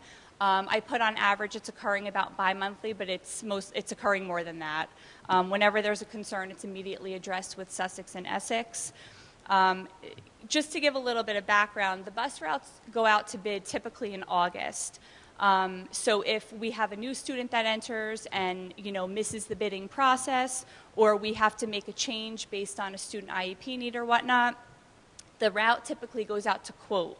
So by law, after 90 days, we have to send it out to bid. So there's a chance that transportation for a student might change if it's quoted and not bid on. So just to keep parents informed of this, I worked with the Director of Transportation to develop a letter that we can send to parents and guardians to inform them, if this is the case. So they're aware in advance that the transportation is subject to change. And certainly we are working, the Director of Transportation is making an effort to contact parents and guardians of out-of-district students whenever a bus company is changed. We recognize that, this has been an area of concern and we certainly want to continue to work to address it. The third goal is staffing roles and responsibilities. The overarching goal is to maximize, understand, and communicate the proper use of staff via projections, placement, and roles and responsibilities. The first objective is to clarify and monitor staff roles and responsibilities via articulation documents, professional development, and staff observation. In looking at the first two activities, they really focus on professional development for paraprofessionals. The first one focusing on understanding the requirements of an IEP, and the second one providing appropriate techniques and strategies to facilitate learning. For the first one, professional development was provided to paraprofessionals this year specific to understanding the IEP. It was demonstrated how to log into IEP Direct. Previously or historically, paras have not had access to IEP Direct to read student IEPs. They've had to go to hard copy. The Special Services Department is in the process of establishing a login for every paraprofessional, so they have read-only access to the IEPs starting in September. So they were given training on how to log in, how to access the IEP, and go through the IEP and really understand the document. Additionally, in looking at the second one, I shared this at the January meeting, and I can't emphasize it enough. With the paraprofessionals, differentiation is important. We have a lot of paras, and they're placed in different types of environments, so we have to make sure that the PD is relevant to their role in the classroom. So this year, we provided professional development specific to crisis prevention intervention to some paras, both new certification, and we also recertified some staff members who were previously trained. We provided professional development to our preschool paras specific to the Tools of the Mind program and how to work with that program to meet the needs of diverse learners. We've provided professional development with regards to Google applications, so paras have an understanding of how to use Google in the classroom, and also applied behavior analysis. The one thing I did not touch upon previously was the paraprofessional manual. There was one in the district, and that manual was updated this year and conveyed to the paraprofessionals. The third activity is to provide PD to the building administrators specific to the roles and responsibilities of child study team members. We are working on securing a date with our district attorney to provide this PD late May or early June, and certainly this is something that will continue on into next year as well. The second objective is to evaluate the staff structure within the Special Services Department to identify efficiencies and maximize the assignment of staff members to support student learning. The first activity is to assign informal mentors to child study team members, which was done at the start of the school year and will certainly continue as we hire any new staff members. The second is to evaluate the staff structure specific to the ratio of child study team members and related service providers. This is something that the Special Services Administration will be working on between June and July to really look at the caseload and building assignments, and we will be finalizing it at that time. The third is to assess the support structure, including the ratio of paraprofessionals. As I shared previously, myself and the supervisor at the secondary level, we met with each individual child study team. We ascertained each student's paraprofessional needs, IEP-driven, looking at the program projections. So we developed building rosters that we then presented to the building principals so we can have that discussion with them with regards to what their paraprofessional needs will be for the 2018-19 school year. And then certainly, the reductions were included as part of the preliminary budget. And the fourth activity is to refine the process for utilizing our district BCBAs. So I had the opportunity to work with our district BCBAs to establish a protocol for district staff to follow prior to referring a student, whether it's for an FBA or a consultation. And these protocols were shared out with the child study team members as well as school counselors in an effort to streamline the process for the referrals. Goal 4 deals with IEP development and compliance. The overarching goal is to enhance knowledge and understanding of components of special education legal mandates and individualized education programs to make thoughtful decisions and develop legally compliant IEPs. The objective here is to develop a professional development structure to solidify understanding of special education law, how to write comprehensive present levels of academic achievement and functional performance statements, and how to develop legally compliant IEPs. The one piece I want to emphasize here is the audit action plan is currently a 3-year plan. It's certainly recognized that the compliance piece is of utmost importance, so that is something that we are addressing immediately. So while the plan is 3 years, this is in the works, and it's ongoing, and it's daily. The first activity is I'm actually going to go through the first two. The first one is to provide comprehensive training to child study team members with a focus on determining eligibility, particularly in specific learning disability, communication impaired, and multiply disabled.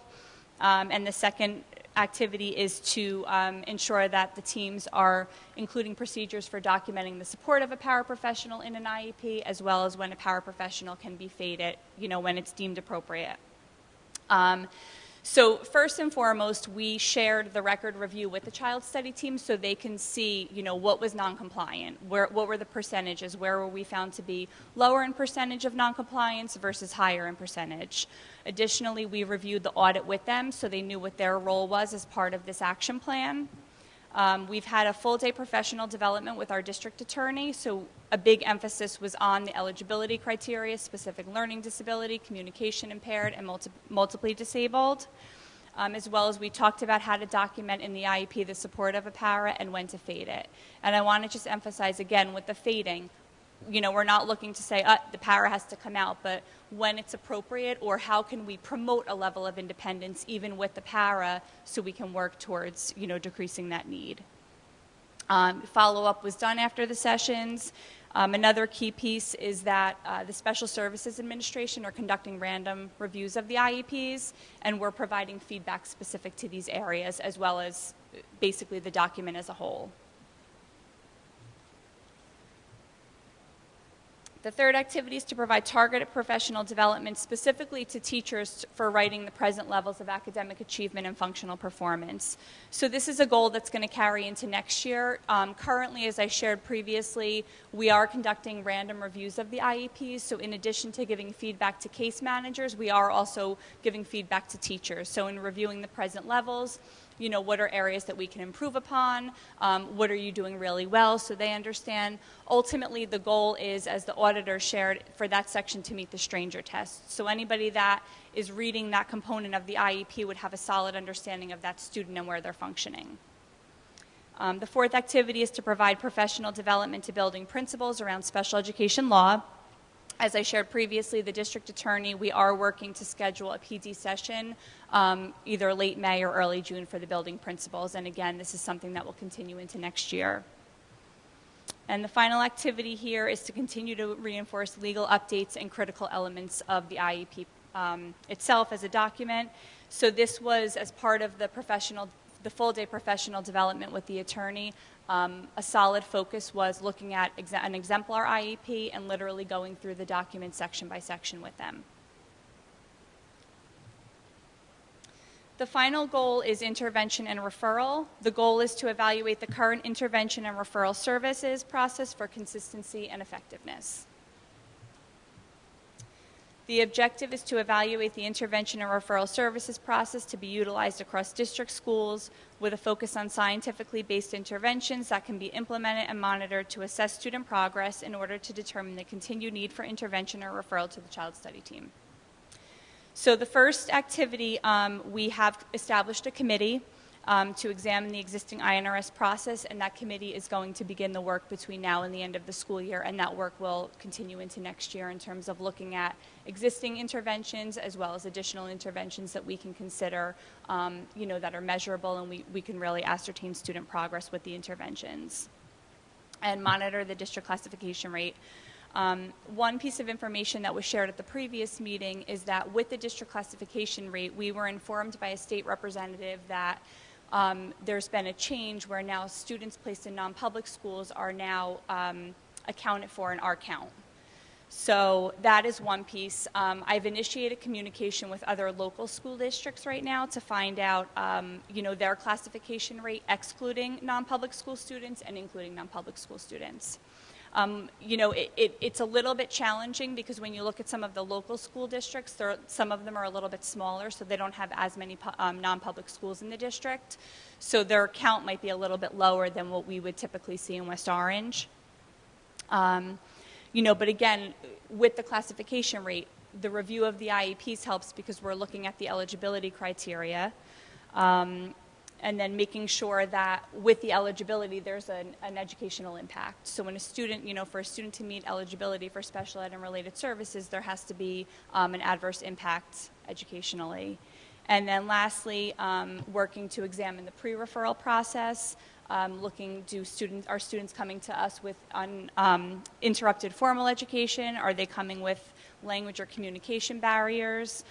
Or limited or measurable interventions that have been attempted prior to a student being referred to the child study team. So those are some of the areas that we're looking at with the district classification rate. And that concludes the presentation.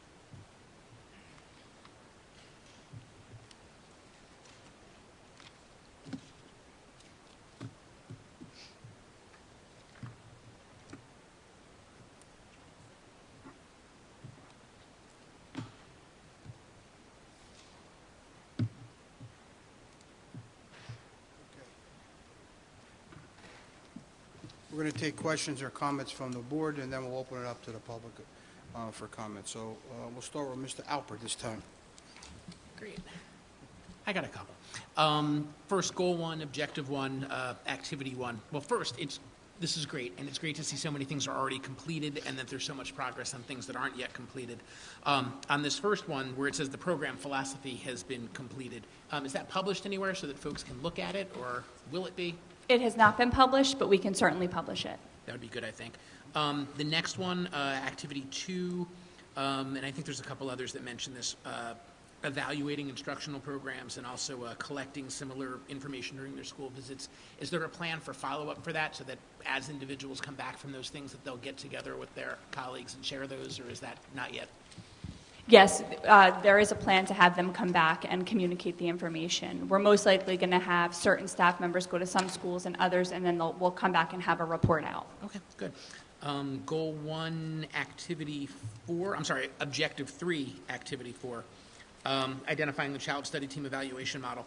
So is it the case that under Marzano, there was no evaluation model at all for child study teams? Yeah, well, the child study team was evaluated by Marzano, but it was not as applicable to their individual disciplines as the Danielson is and the rubrics are. Okay. So there was a bunch that just didn't apply. Yes. Goal 2, Objective 1, Activity 2. As part of the new teacher evaluation model, pre- and post-observation conference forums. Is that something else Marzano didn't do? There were pre and post observation forums with the Marzano model, but we do have specific questions that we're building in specific to the modifications and accommodations in student IEPs. Great. Very next page, Activity 4, 10 chapters drafted. Out of how many, just to get a sense of how far along you think you are? You know what, I'm not certain on the final. We're working off of the committee that is working on the manual opted to use the previous West Orange one as the model and then tie in other factors. But there's pieces that we might be adding in, like as an example was the out-of-district section, which wasn't in the previous manual, but we're going to be embedding that in ours. So I'm not certain in terms of the exact amount of chapters. We have the chapters drafted that were in the previous one, but we are adding some additional ones as well. So you think you're maybe half done or only a quarter? I would say a little bit more than that. It's more now at the review process, but it'll go into next year as a working document that they can utilize, and we'll make the edits as we go. That's very helpful. I think you answered that when you talked in Goal 3. I know I had a couple more, sorry. No problem. Goal 4, Objective 1, Activity 1, conducting random IEP reviews. So I was curious, how many have been done and how they're going, if we're seeing resolution of the problems that were identified in the audit. The exact number, I don't know. Our goal was about 3 a week. Okay. I will be honest, I can't say that we have done 3 every single week. There's been times it's been 1, 2, but we have been trying to keep up with a consistent monitoring process on a weekly basis of random IEPs. And how have they been turning out? Okay, we go through section by section. So in addition to the sections here, we go through the entire IEP and we just give bulleted feedback to the teams in terms of what areas they need to focus on, things that they're doing well.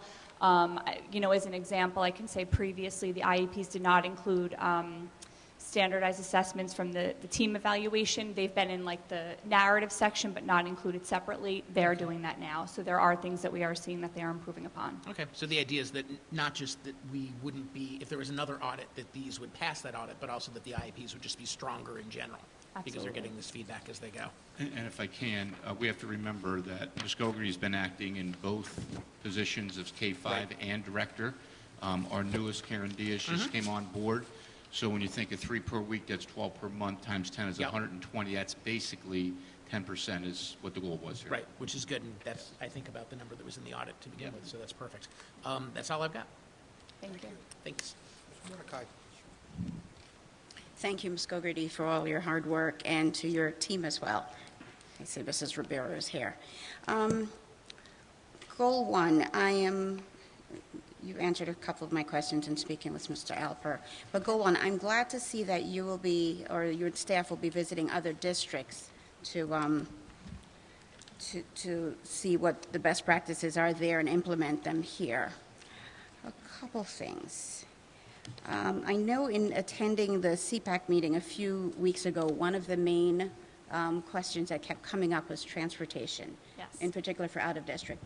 We have about 110 out-of-district students. Approximately. Is it possible, and I guess this is for Mr. Calavano, Mr. Rutsky, is it possible to assign an out-of-district transportation liaison so that when there's something, they have a point person in the transportation department just to call that person instead of, calling the main number, hitting 4, and getting no response because it goes to voicemail, or having 2 different people respond with a different thing. Because by the time you get the letter, the email, and the phone call that your route has been changed, it's too late. I think we just want to think about what you're asking us, so let us think about that, brainstorm a little bit. We'll come back to you with that. Okay. I don't think that's unreasonable. We just need to think of the staffing and the implementations to that. Or just somebody there, just somebody so everybody knows who to call. Right. Instead of the random number. Yeah, Okay. let us come back to you on that one. Okay. I'm glad to see all the touch points here. A couple things. I'm not an educator, but, you know, as a layperson, how much of the PD will be common planning time, general ed staff with spec ed staff, and is there enough time dedicated for both of them to be in the same room so that when they do get the training and they go back to the classroom, they're working in concert as opposed to, you know, the resource person, in-class support person just kind of there and not really sure where the gen ed teacher is and how to assist? I think within the secondary level, it's embedded into the school day through their team time. They have more common planning time with their co-teaching pairs. I think each individual elementary school principal, they have grade level meetings, so that, you know, is certainly a way to provide teachers with common planning time. But it's definitely something that, you know, we have to continue to work towards to establish that, you know, during the school day for the teachers. And Ms. Mordecai, I know that the principals work really hard because that's a really important piece that both of them are planning together, collaborating. We can't say it happens on a formal basis, but we know on an informal it does. Okay. Is it possible, I know you're almost done with the manual, but for a gen ed teacher or for a paraprofessional, of course the spec ed teachers would know this, is there like a 10-point FAQ that would be handy that you could create? Instead of leafing through your, I don't know, 20, 30-page manual, is there like a 10-point checklist for a paraprofessional or a gen ed teacher? You know, just to be guided when a student's in a classroom who has an IEP, or before referring a student out to INRS that they can just go through instead of going through this whole manual. Right. So I can break that, I guess, into a twofold piece. We have a paraprofessional manual. That manual looks at expectations for paraprofessionals. It also provides strategies based on the program that the para is working in. So if they're in the autism program, certain strategies, things like that.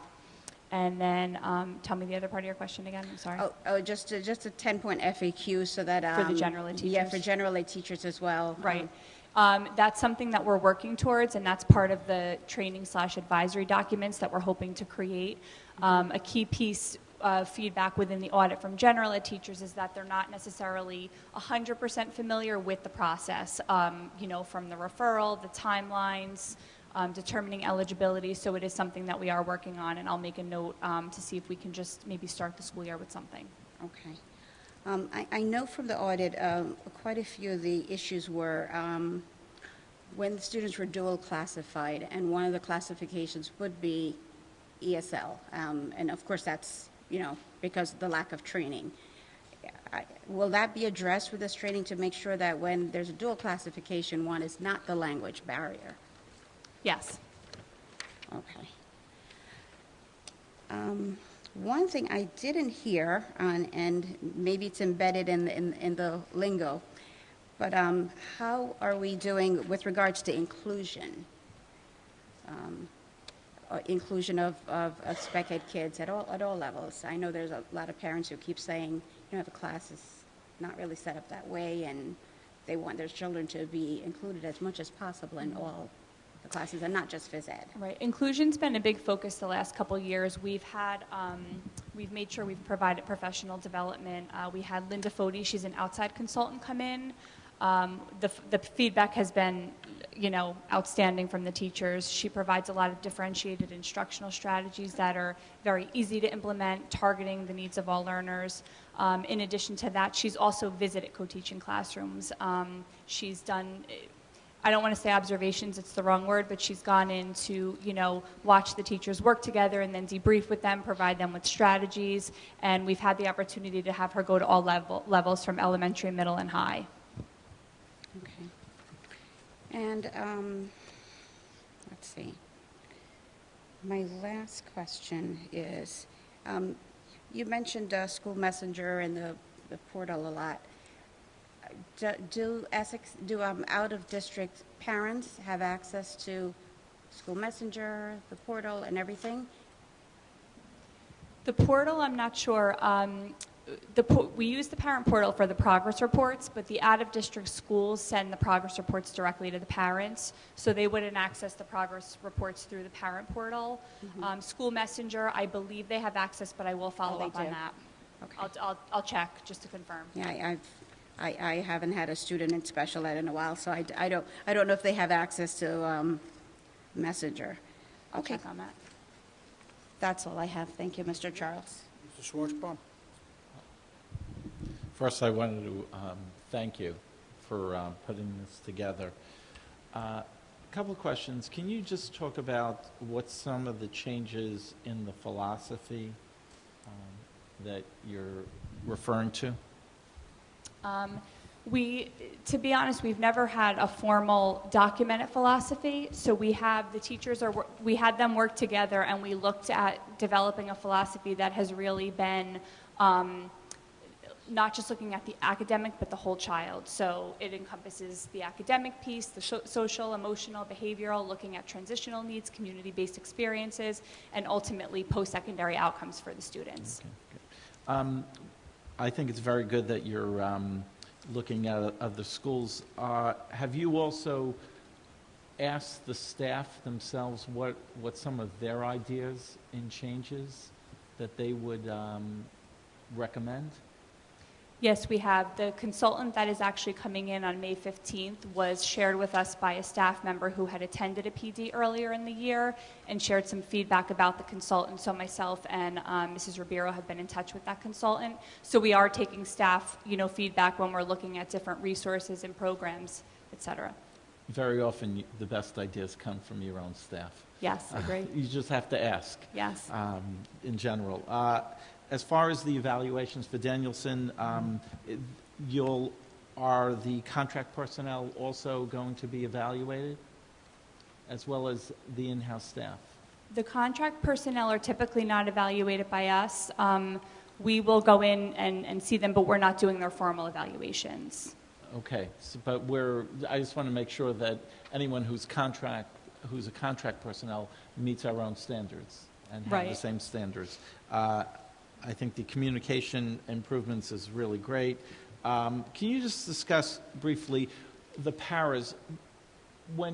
At the beginning of the year, what's the process with the paras as far as giving them the IEP information for the students? Historically, the paras have had access via hard copy, so they've gone to the child study team. The case managers will, share the hard copy IEP with them. So just for, to kind of streamline the process and assist them, we recognize that they really need access to IEP Direct so they can access the IEPs electronically and be able to read them that way. So we are working on pretty much, it's almost done, but we have a username and password for each of the paraprofessionals. So to start in September, they'll have access electronically to the IEPs in read-only form, just as a teacher would to go read the IEPs for students. Are the teachers themselves, at the beginning of the year, just saying to the paras, giving them bullet point guidance of where the paras what the IEPs are and what they need to do for the students? Yes, the teachers oversee that, and also the case managers will assist with that as well. Okay, thank you. And just last thing, as far as sign-offs, I know one of the issues within the audit were sign-offs. Are we addressing that? It seems to be a big compliance issue. For the just having the staff members sign the meeting invitation reports, is that? I don't recall exactly what was the case managers. It was yes, I will say that. Yes, that was addressed day one. Oh, okay, thank you. Yes, right. Mr. Robertson. Thank you. Thanks for the great work you've done on this, you and your team. It's great to see a number of steps completed and other things in progress. Just a couple of questions. You're getting a lot of questions on the philosophy. I was hoping actually you didn't have one of the completed ones that you could share with us, did you? I'm sorry. I don't have it with me, but I can send it along tomorrow. Okay. It's ready to go. Because that was... also, on the transportation, and Ms. Mordecai touched upon this, and actually that was a great suggestion that you had.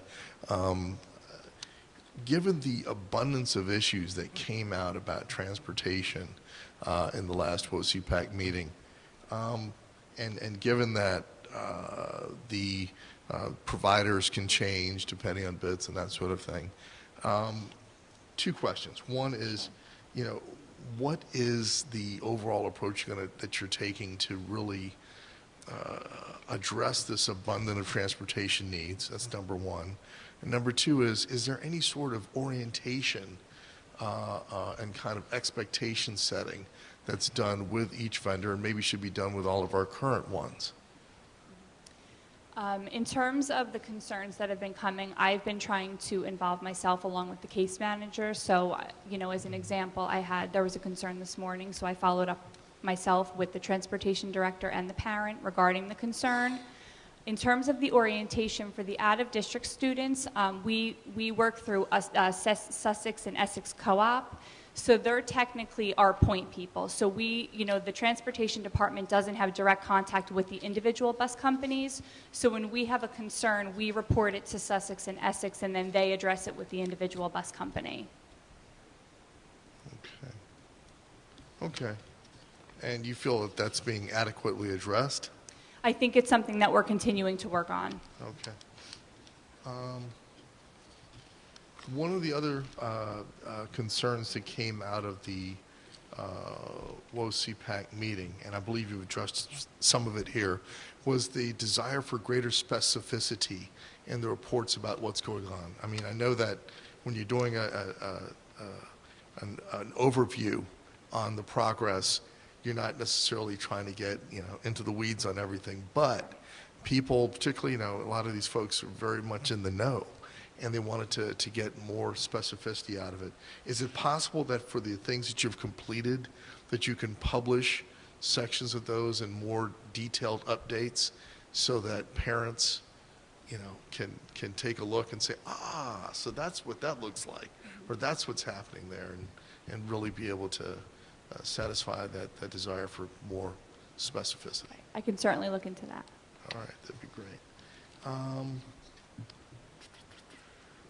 Also, one of the things as we look at post-secondary have we developed or are we increasingly developing relationships in two areas? One, with more vocational education, training opportunities and placement, and two, becoming closer with those colleges that have done a better job in terms of addressing the needs for students on the autistic spectrum, et cetera, like FDU, holding open houses with them, or make sure we attend the open houses, or special college fairs in partnership with Guidance. What types of things are we doing to make sure that our students really have that kind of those tangible opportunities upon graduation, whether it's more of a voc ed, whether it's more of actual placement in a job, or a college environment that's going to support their needs? Right. If you don't mind, I might call my colleague, Mrs. Ribeiro, up. She's at the high school level, and she could speak to some of the vocational opportunities. We have a transition coordinator at the high school, so she can delve into that a little bit. Okay. Good evening. So we currently have a very comprehensive 18 through 21 program at West Orange High School. So students who have completed their traditional graduation requirements are recommended, again, it is an IEP team decision, for students who to remain for the 18 through 21 program to receive pre-vocational skills, training, etc.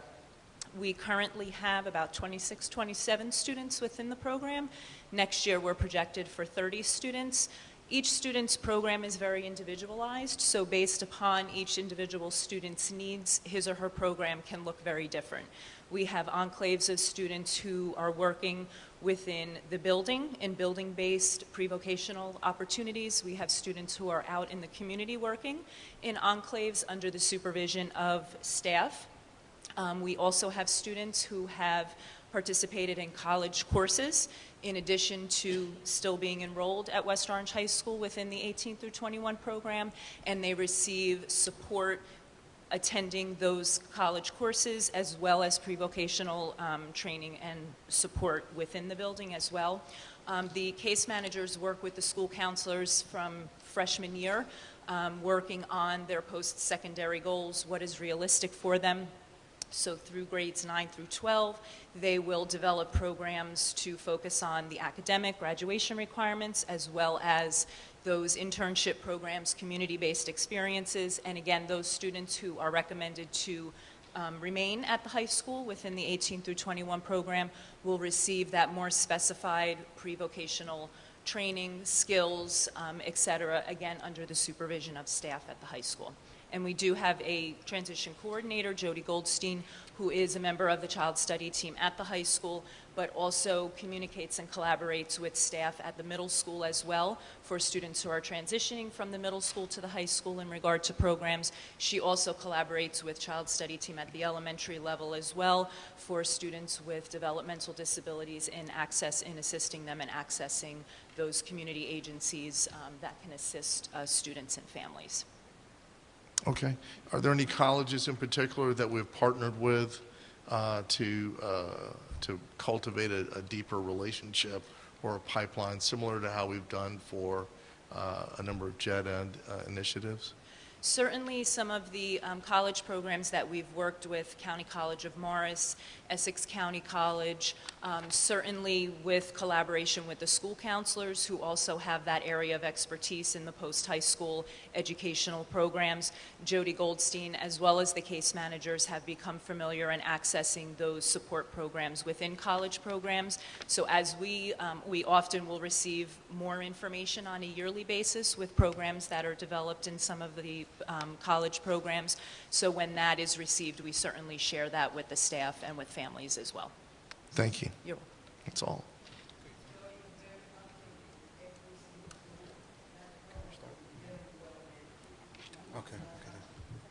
Okay, so Ms. Mordecai wants to add on to something, Mr. Robson. I wanted to add on something, and Mrs. Rivera, I know you know about this, but there are transition conferences like all around the state, and in particular there's one called Dare to Dream. So there's all kinds of resources there as well. So I know you attend that, and it would be nice if we hosted one of those. I had pushed for that when our beautiful Betty was here, because I went to one at Pequannock School and also one at Montclair State College, and it was really, really good. And out of that came quite a few colleges, including out of state like Lycoming University and a Penn State Mission School that has a wonderful disabilities program. And I'll forward the list to you because I might still Great, have that thank you. email. Thank you. Thank you. Yeah. I have just two things. The past couple of years, the first day of school, the first couple of days of school, transportation has been, to be frank, a mess, especially for the spec ed kids.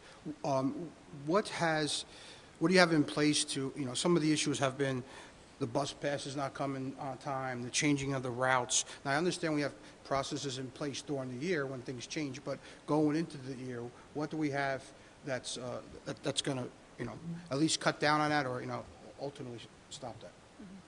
I'm working very closely with the transportation director, so we will have a meeting, and ultimately they will be communicating with parents and guardians to let them know the bus company. So, instead of just relying on the bus company to reach out to the parent guardian, having our district staff do that as well.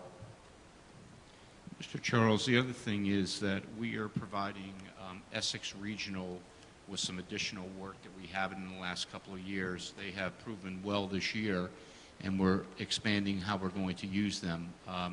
In our opinion, Sussex has gotten too large, and their quality services has taken a dip in the last 5 years. Okay. So that's one of the issues that we have found, and Essex has been doing a very nice job for us. Okay. The second point, to follow up on Mr. Schwarzbaum, is that for me, a large part of it was what I call the administrative things. So what processes are in place now to ensure that some of the things that, like the files not being properly signed off on, not being misfiled, things not even in the file at all, so we don't have this problem in a few months or a year again. And that's part of our review of the IEPs. We take the file, we're making sure that the meeting invitation is in there, it's signed, any evaluation reports are there. So, you know, when the file comes down, if it's a reevaluation, we're looking at the reports, we're looking at the IEP, we're making sure the meeting invitation's there, that it's signed. We also, I apologize, I didn't mention this earlier, but it is in the update. We also have the child study team doing peer reviews. So we pull some random IEPs, and we have peer review teams that are pre-assigned, and the child study team reviews the IEPs, and we look at, okay, what are areas of strength, what are areas that we really need to focus on, and we have a group share out, you know, with regards to that, so they can also see it as well, in addition to just simply us providing feedback to them. Okay, thank you. That's all I have. Now, I guess we're going to take comments or questions from the public on the special education audit. If anyone has a question or a comment, please come up to the microphone. They changed it on us. It's over here to my right. Yes. Please state your name and address for the record. You will have 3 minutes to speak. Mr. Calavano will work the clock.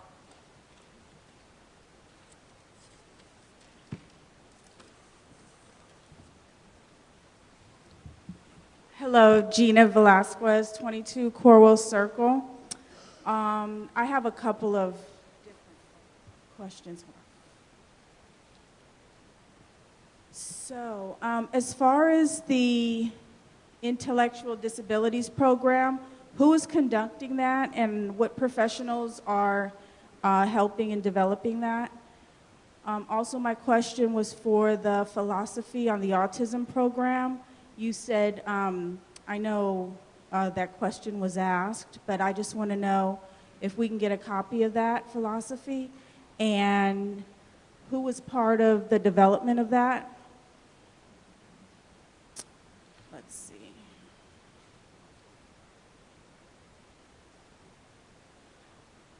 So you mentioned also, often that we are training paraprofessionals, and we are a lot of we's, and I just want to know who we are. And I want to know who is the out-of-district committee, who is on that committee.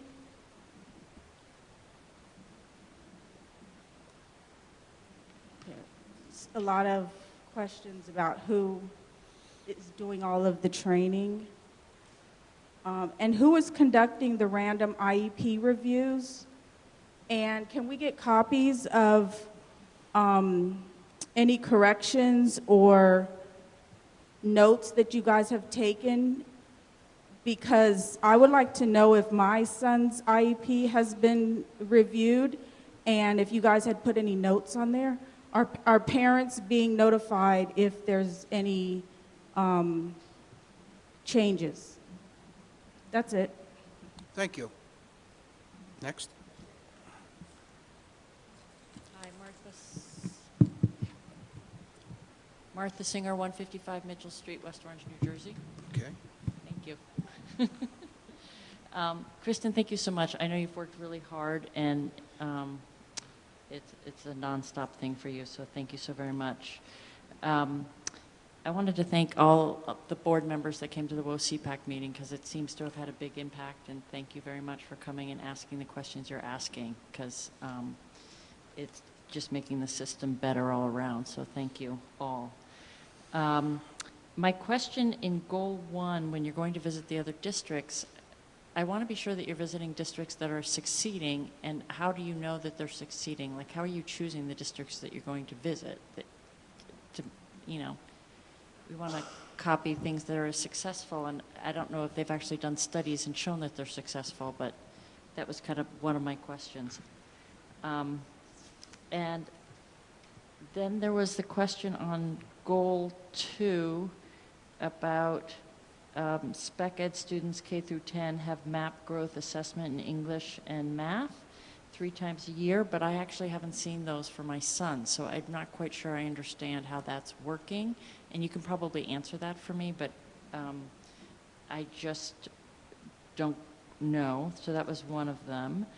The other thing, and maybe with the Board of Ed here, We have a lot of trouble with CPAC meeting with the Betty Magdalena parents, and they really need a lot of support, and they're coming into the school system, and it's confusing, and my son went through the program at Kelly, and we need some way to reach out to those parents, and one of the problems has to do with the way the building's open. You can't be there in the evening or something. There's a whole coordination issue, but I'm hoping with everybody putting their heads together, we can figure out a way to really get those parents some support starting next year, because I know this is your first year, but if there's something we can do with those students. I was also a little bit confused about the development of the behavioral program that was spoken about in the budget, and I didn't know if you were hiring another behaviorist aside from the 2 other BCBAs that are in the school system already. I also have a question about the training of the paraprofessionals, in that I know you're educating them to read the IEP, but there's a disconnect with the parent because you can only speak to the teacher, not the paraprofessional, but the paraprofessional is actually the person taking care of your child.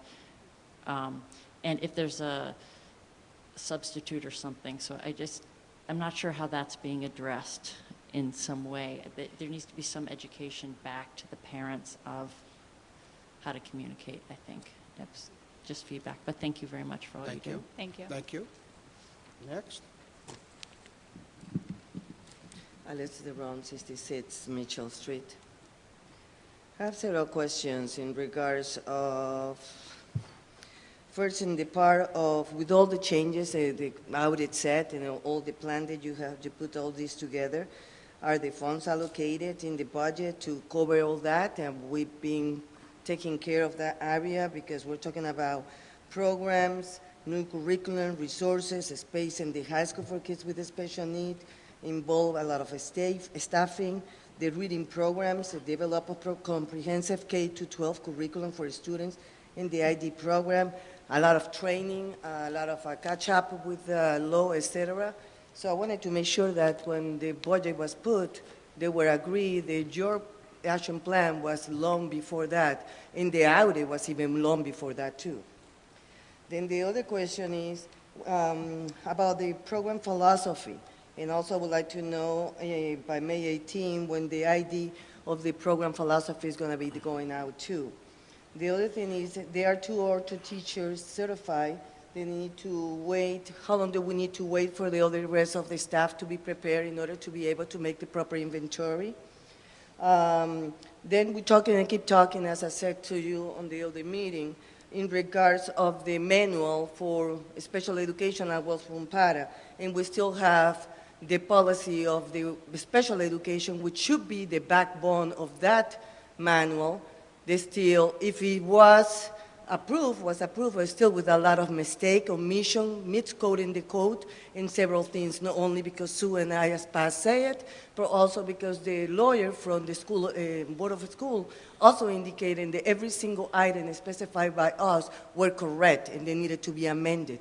That should be the backbone of the manual. Then we have also the other piece is, when you talk about they will be informed, the parents, in regards to when the teachers or paraprofessional are absent, I would like to make sure that they are informed, especially in related service, in order to coordinate the makeup times for those times that the kids are going to have no teacher there. The other one, you're talking about randomly IEP given to who are evaluating, and what is the control of that? Especially when you, thank you for being so honest and saying at the end that you've been several weeks that you don't do it, or others you do it. So what would be who's the outing piece in that? Because I understand that you cannot do everything. I understand there's another person coming through that is being hired, but at the same time, we're gonna be falling some kids on the crack, I think it's called, you know? And the idea is not to let them fall, is to help them before they fall. Then the other thing Time's is... up, Mr. Ron. Thank you.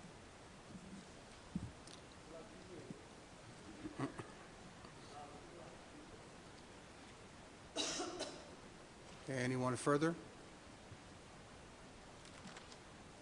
Seeing none, we'll close that portion of the meeting.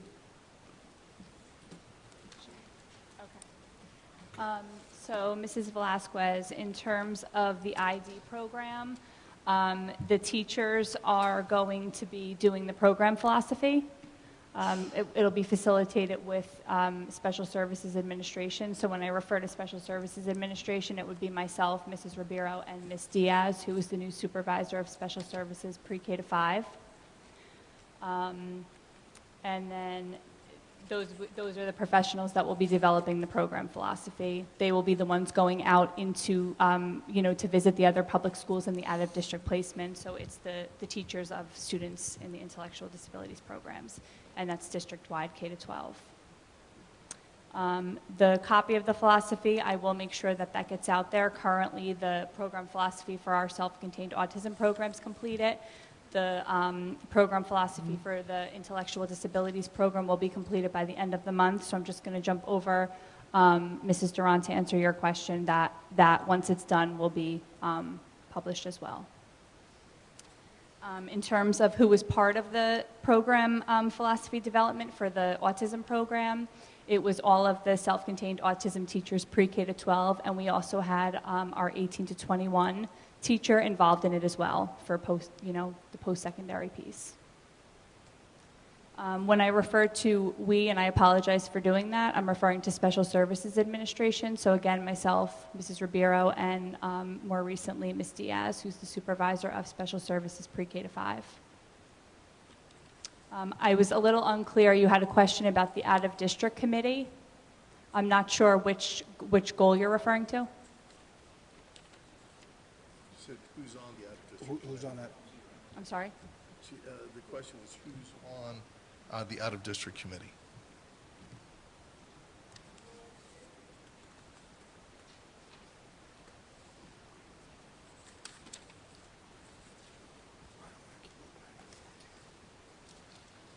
It was a lot. It was like 3 questions on the who's. I can catch up with you after, and I can answer your question.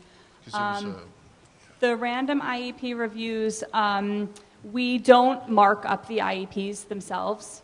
They're, technically finalized documents, so we're sending emails to the staff members, informing them of changes.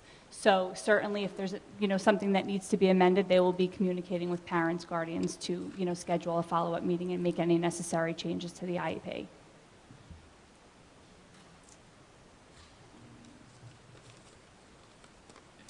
Ms. Singer, I think you bring up a valid point with regards to choosing districts for Goal 1. We have a list of districts, in the area that have programs. We are reaching out to the districts to get information as to, how long they've been in place. Are they established programs? Certainly the teachers are going to be going out and they're going to be coming back to report out. So when we hear the positive feedback, then we might consider sending, additional teachers out to see that program. But we are looking for districts that have established programs. The MAP growth assessment currently is utilized by teachers for instructional purposes. So it yields assessment results where the teachers can look at how to group students, and really target their instructional needs. Yeah, the results are not mailed home currently. Yes, all students in kindergarten to grade 10. The CPAC, I know that is a concern, with the Betty Madalena Early Learning Center. I know we've talked about that and some ideas, so we can continue to have that discussion and see if we can come up with something, to really pull in the parents and meet with them. I do agree that it's important at the preschool level, especially it's their first experience coming into school. The development of the BD program, I didn't know specifically if you can elaborate on what information you would like about that.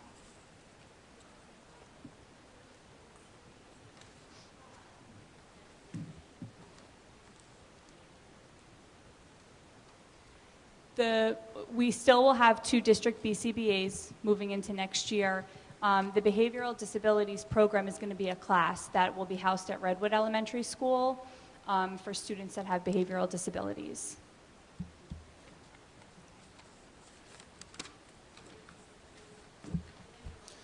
Excuse me. Yes, but the audience at home, she's not recording you, so no one can hear. So Mr. Ron, so the funds, yes, they've been allocated in the budget. So we look to see what our needs are for next year, and we make sure that that's included as part of the budget. The program philosophy, I think I answered that earlier. Once the program philosophy for the intellectual disabilities class is finalized, we will make sure that that gets published and shared. In terms of the Orton Gillingham, we're currently working with teachers who have been certified to see how they're going to be utilized next year and what that impact is. And then certainly, the criteria and framework for determining which students would benefit from that level of instruction. The backbone of the manual, I know you had mentioned there were some edits, so I'd be happy to take a look at them and look at the manual that we have and see how it can be integrated.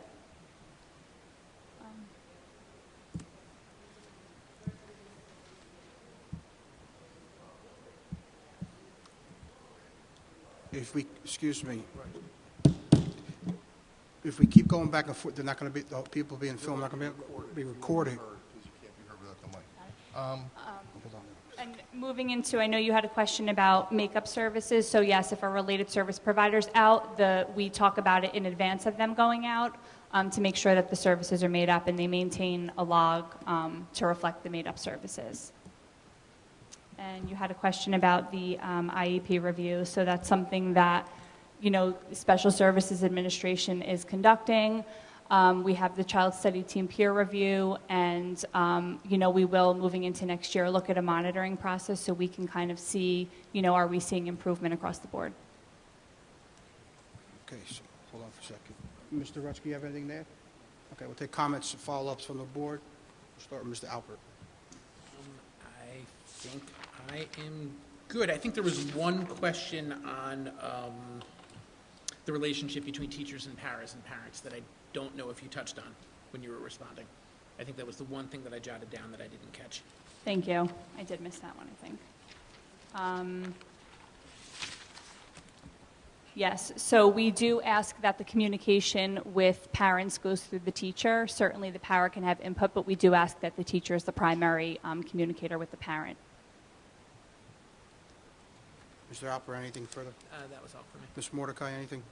Just want to add my thanks, but I believe you didn't respond. I think Mr. Ron mentioned something about using the spec ed policy as the backbone of the manual. I'm sure you're doing that. Yes. Thank you. Mr. Schwartzbaum, anything? Mr. Robinson? Yeah, I just wanted to reiterate, I think there are a few questions that were together that weren't entirely addressed.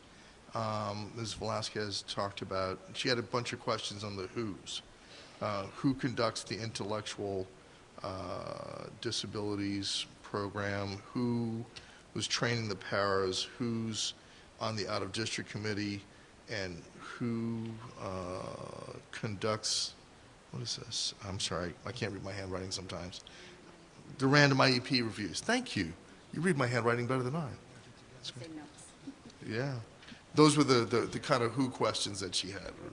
The who questions, I touched upon the ID program. It's all of the teachers of students in the intellectual disabilities program that are working on the program philosophy, and they'll be developing the philosophy and completing each of the activities in terms of visiting other programs, both in public school settings as well as out-of-district settings. The out-of-district committee, I'm still a little unclear. I don't know if you're referring to the Special Services Procedures Manual, or there's no goal that has specifically an out-of-district committee. So I just want to make sure I'm clear in answering your question. Kristen, make sure that you talk about the attorney coming in and doing a lot of the training with the child study team, paras, et cetera. I think that's what they're asking. Who's doing the training? Okay. We have our district attorneys coming in to provide the professional development. We did a full day PD with our child study team, and that encompassed, again, the eligibility criteria, looking at SLD, communication impaired, multiply disabled, procedures for documenting the support of a para as well as fading a paraprofessional, developing legally compliant IEPs, so looking at the overall IEP process. So that PD was facilitated by our district attorney.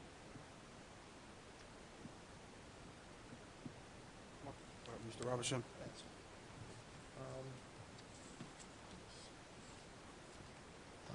There's so many good questions, and I think that's a good problem to have.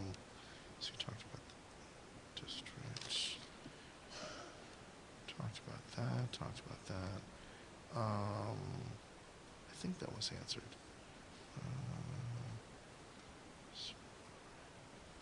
There was a question, I think,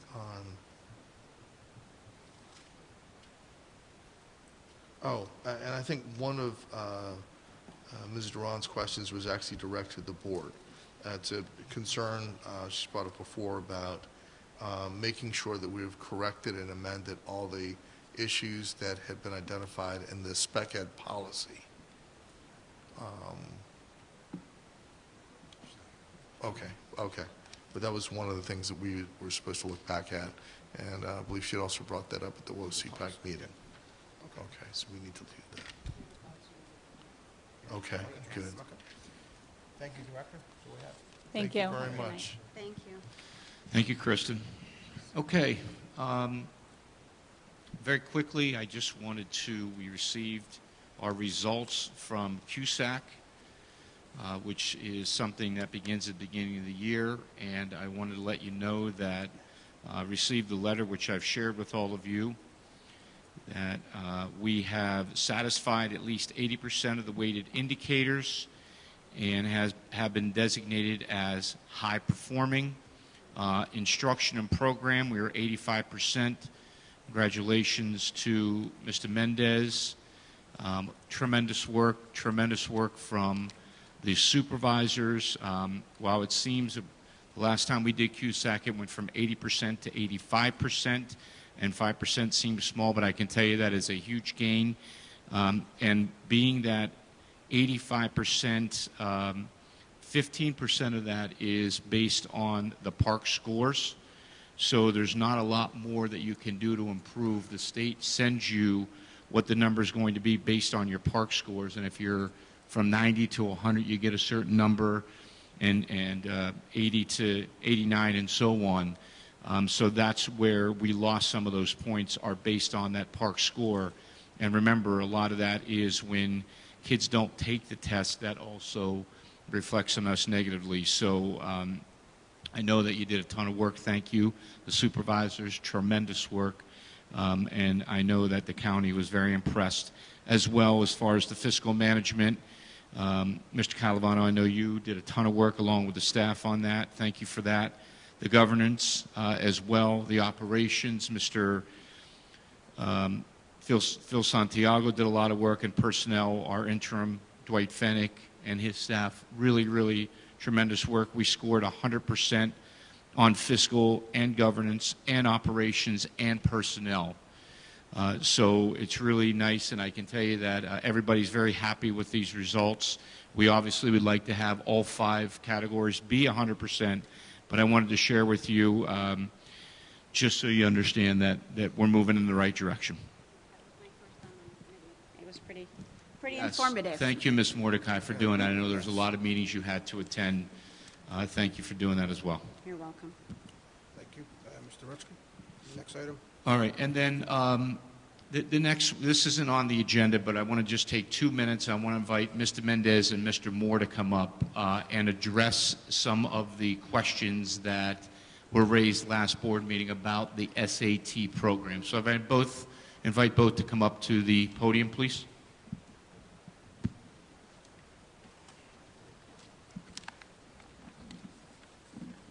Good evening. Good evening, everyone. Good evening. Quite a little wait here tonight. Yes. I ask you to excuse my allergies. I've been feeling sick all day because of the allergies, but no, I'm not allergic. I'm not contagious. I'm just allergic to things. But I won't waste any more time. We're all tired. But last board meeting, we heard from student and parents a little bit of feedback and concerns regarding our mandatory SAT courses at West Orange High School.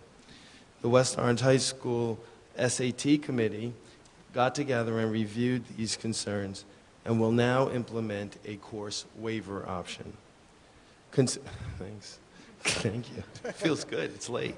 It's late. Considerations for the waiver will be made for, I'll give you some examples, scheduling conflicts due to specialized programs. That would be like the ROTC, the IMS.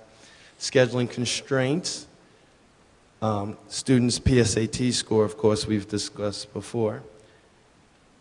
Parents and students that do private testing preparation. And freshmen who have taken and completed our freshman seminar course. I know that was one of the concerns. And other considerations will be made on individual basis. So parents and students who would like to apply for this waiver should see their school counselor, and there'll be a waiver form I'd like you to complete, or the committee would like you to complete, so that we can review it, and students' requests will be reviewed on an individual basis.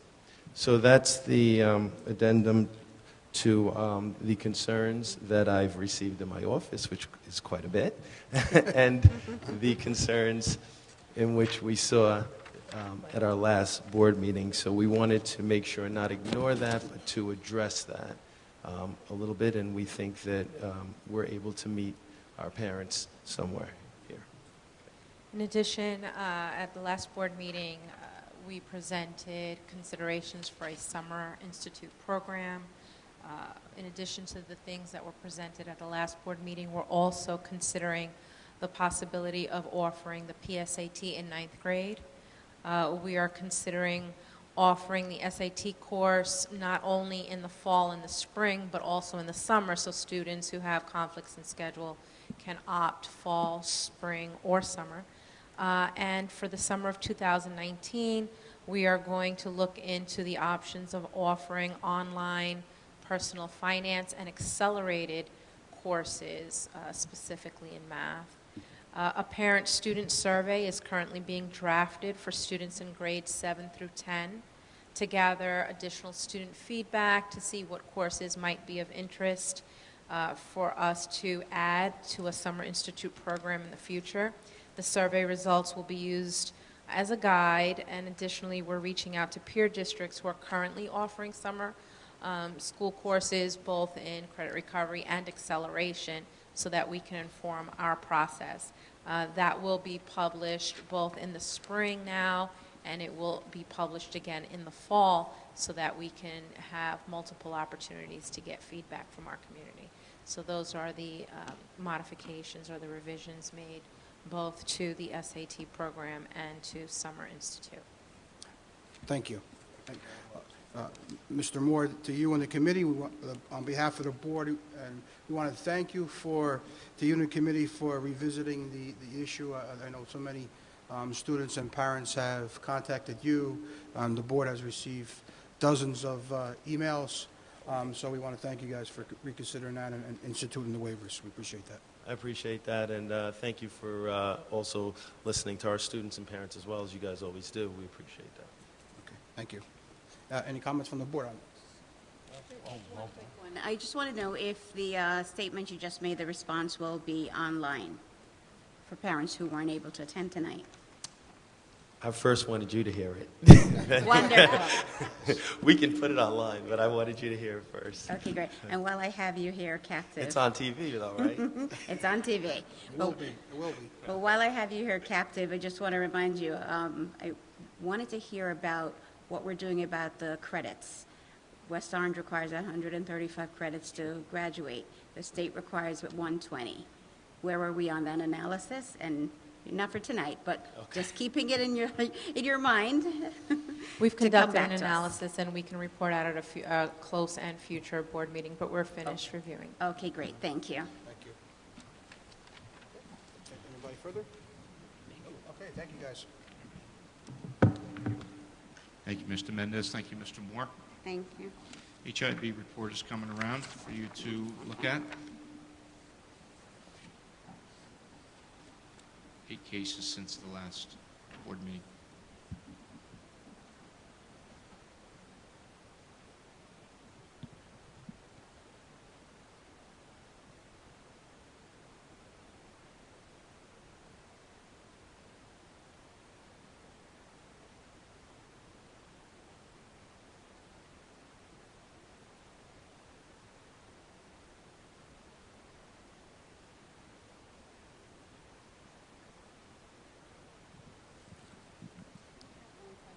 Mr. Rutsky, but maybe, you know, of course, we don't get this ahead of time, so it's tough to you're not allowed to get it ahead of time. I know, I understand. Okay. But when it says there's a sensitivity training for an issue, can you just let me know at a future board meeting what that's like?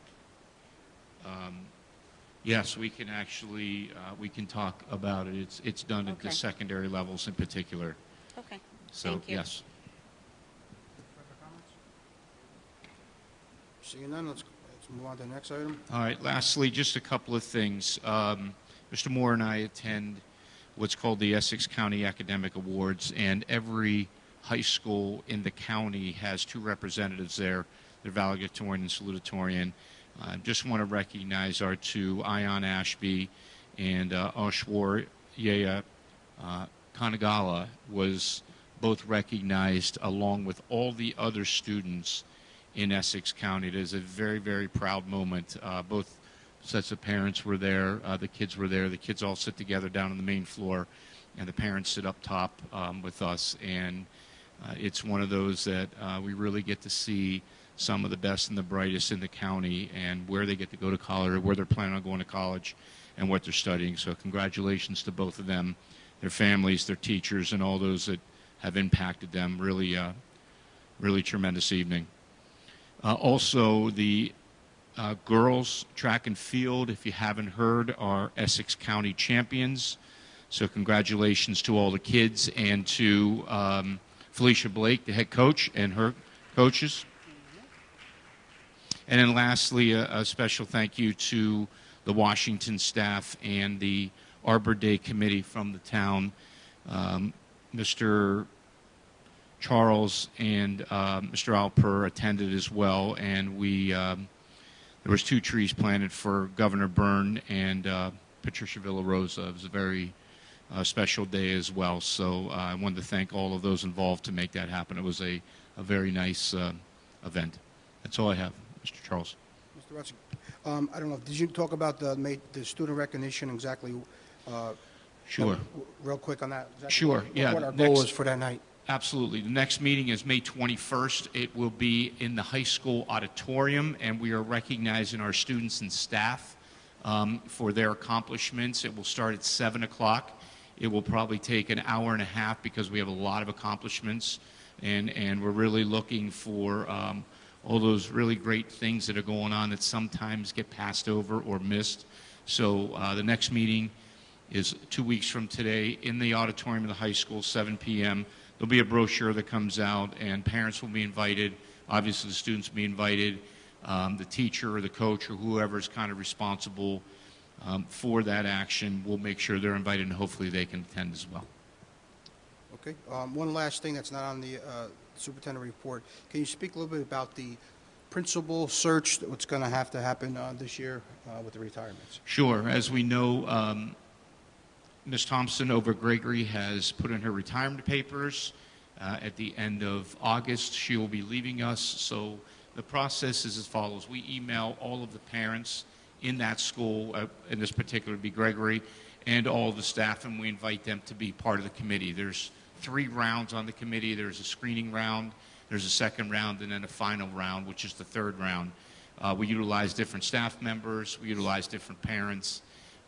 Obviously, if 50 people sign up, we know we can't have committees, that are that large. So we will be selecting individuals to help us with that process.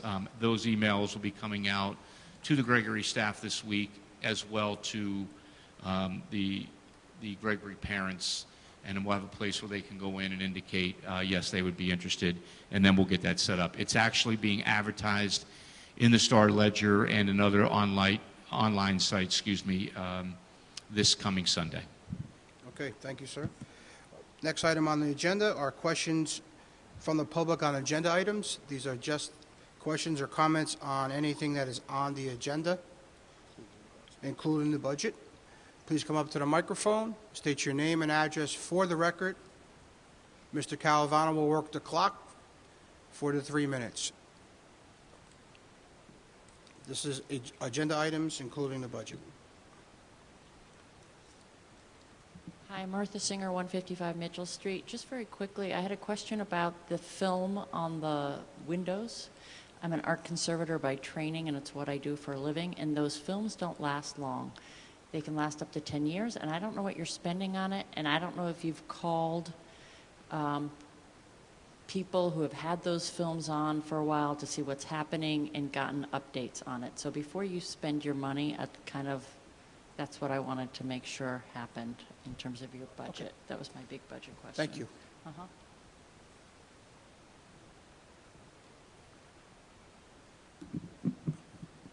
Hi, Nerissa Swadvilas, 699 Prospect Avenue. Just regarding the SAT class, I'm definitely glad that a waiver can be submitted for that. And that addresses a lot of the parent concerns. Just wanted to make a small suggestion. Instead of a waiver, could you have it as just as an elective, so anyone who wants to take it can just take it and have it as an elective, as opposed to having additional paperwork where you have a lot of parents submitting waivers.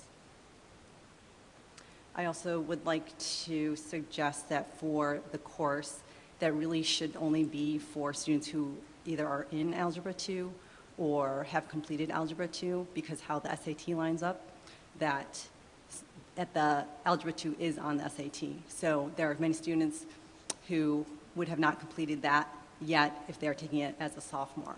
And I know that was suggested to many freshmen this year to take the SAT course sophomore year. So that would just make more sense because they would have the Algebra 2 content.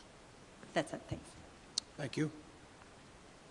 Hi, Martha Singer. Ms. Singer, we only allow one question during this section. You can have an opportunity to speak again during the open question part.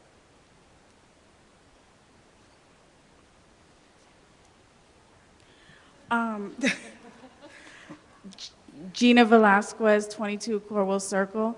As far as security in the budget, I heard you mention, you guys were getting some different doors and some other things. I didn't hear anything specific to special needs, because I know that there are some concerns regarding things that need to be just specific to special needs. So I'm just wondering if it was missed or if it's coming up or what. Thanks.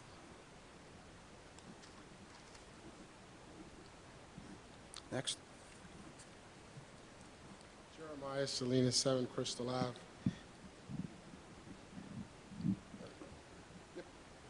I think there were a couple of things that were missed with the buildings and grounds supervisor. When I asked about the CO2 detectors, I wasn't just talking about the high school. I'm talking about the entire district. More than half of those units at the high school are not working or not operational at all. So it's not just that one specific area where those units are located that's an area of concern. It should be the entire district. And I know that he said that the new units that they're going to put in are going to have the CO detector in it already. I don't know what the cost of each one of these units are per se, like on an individual basis, but if we would do something more district-wide when it comes to air quality testing, I think that would be a little bit better. To try to get a better deal on buying in bulk rather than, 2-3 years down the line, we have the same issue again somewhere else, and we're trying to find money where it is not.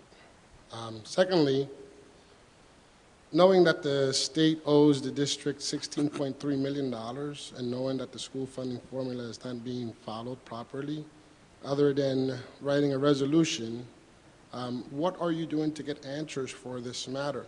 Instead of talking about what other districts are getting and the amount of money they receive, why aren't you looking at what it is that they're doing to get that money?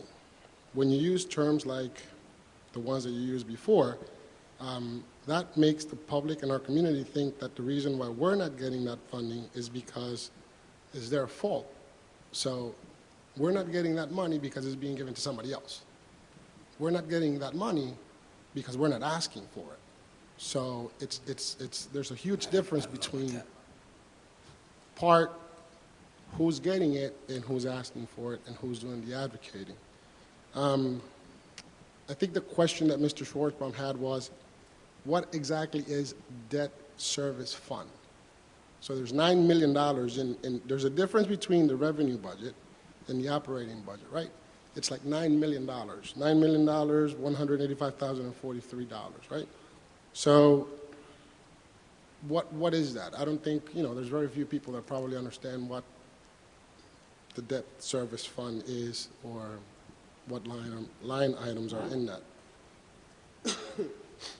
And when you say you saved money, it's $1,531,000. That's like a droplet in a $148 million budget.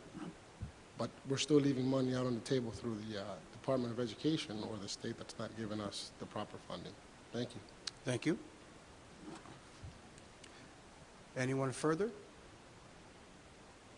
Seeing no one, we'll close that section of the agenda. Mr. Rutsky? Sure. I'll work backwards on this. Mr. Salinas, clearly there is there are conversations that go on all the time about funding. I was actually talking to Senator Ruiz, who oversees this, and she indicated as early as last, I believe it was Tuesday, they still have not finalized that part of it, the funding part of it. So we talk all the time, we fight all the time, we have these conversations all the time, but realize that this has been an ongoing problem for many, many years. And so to think that we're not asking for it, that's actually the exact opposite. We are asking for it. We are saying, we are showing, we are talking, and doing a lot of different things for that. As far as the CO2 monitors, again, I'll go back. I'll take, Mr. Ziggy's not here, I'll take your thoughts back up across the district as far as that goes. And then, Mr. Calavano, do you want to talk a little more about debt service fund, please? So if you go to the PowerPoint slides, page 2, it gives you the definition of debt service. It's repayment of building construction bonds and lease purchase agreements. So these are principal and interest payments of the money or the bonds that we received to pay for certain projects. Like when we built this middle school, we had it over a certain period of time. So now we have to pay back the bonds. The principal and interest. So it's about $6 million in that budget. Okay, Ms. Velasquez, we don't break down security by gen ed or special ed. We look at security as a whole. We determine what the needs by building. So it's not broken down in any way, shape, or form about what this is specifically for special needs children. It's that we determine what the biggest need is security-wise across each building across the district. Mr. Rutsky, let me jump in real quick on that too. The security audit is going to be that's going to be a big, certainly a large portion of that. So once the security audit is actually, it's finished, both what Mr. Robinson said about the cyber security, also how it relates or how safety and security relates to special education is a large portion, or is going to be an important part of that, because the way the children react to law enforcement and vice versa is a key component in any public safety forum or a drill. Right, and so again, the idea is, what do we need to have in each building? One of the things that we've been talking about recently are lights that blink, in particular like the high school. When you're in a large room, cafeteria, and there's 200 kids, 300 kids in that cafeteria, you can't hear certain things. So when you put lights in, the kids recognize about, okay, and then they get quieted down, then they start to hear the noises you need to hear. So there's things like that the security audit will evaluate. They will look specifically, and again, just from firsthand knowledge, they will go into every single special needs classroom, and they'll talk to the teacher, and they'll, the kind of student that's in that classroom, and make recommendations around that piece. But as far as us, that's done by the audit. Based on us, we wouldn't be doing that. That's where we need that expertise of the audit. As far as the SAT, the waivers, the elective, the committee didn't feel strongly about making it elective. We felt strongly that this is something we want to emphasize across the district. And then we'll certainly look into your Algebra 2, whether they're ended or completed. And then, Ms. Singer, we agree that that's one of those pieces. Mr. Ziggy has reached out, and I think you would agree that the film has gotten better in the last couple of years than when it originally came out. But thank you. We, if you have specific information, we would definitely like to hear about that. Thank you. Comments from the board? Mr. Alpert. On the funding issues, first, the important thing to understand is the point of the resolution is to join the Fair Funding Action Committee, which started off as a relatively small number of mostly South Jersey, mostly tiny districts. A bunch of them are, I think some of them are even K to 6, not even K to 8. And you know, they're really looking to expand into North Jersey and get more of the larger districts, especially West Orange, where we're only getting 34% of what we're supposed to be getting, to join in and make more of a common cause and really force the legislature to do something about this.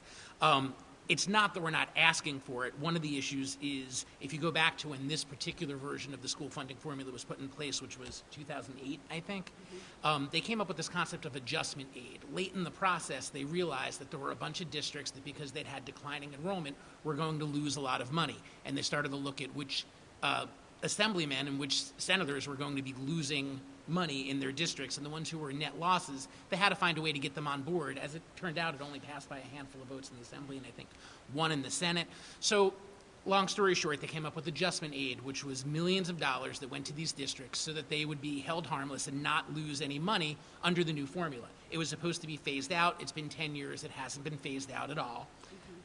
You know, what needs to happen and what we're fighting for is that every district is getting 100% of what it's entitled to from the state, and that every district is also able to raise to raise from local taxes 100% of what the state considers its fair share.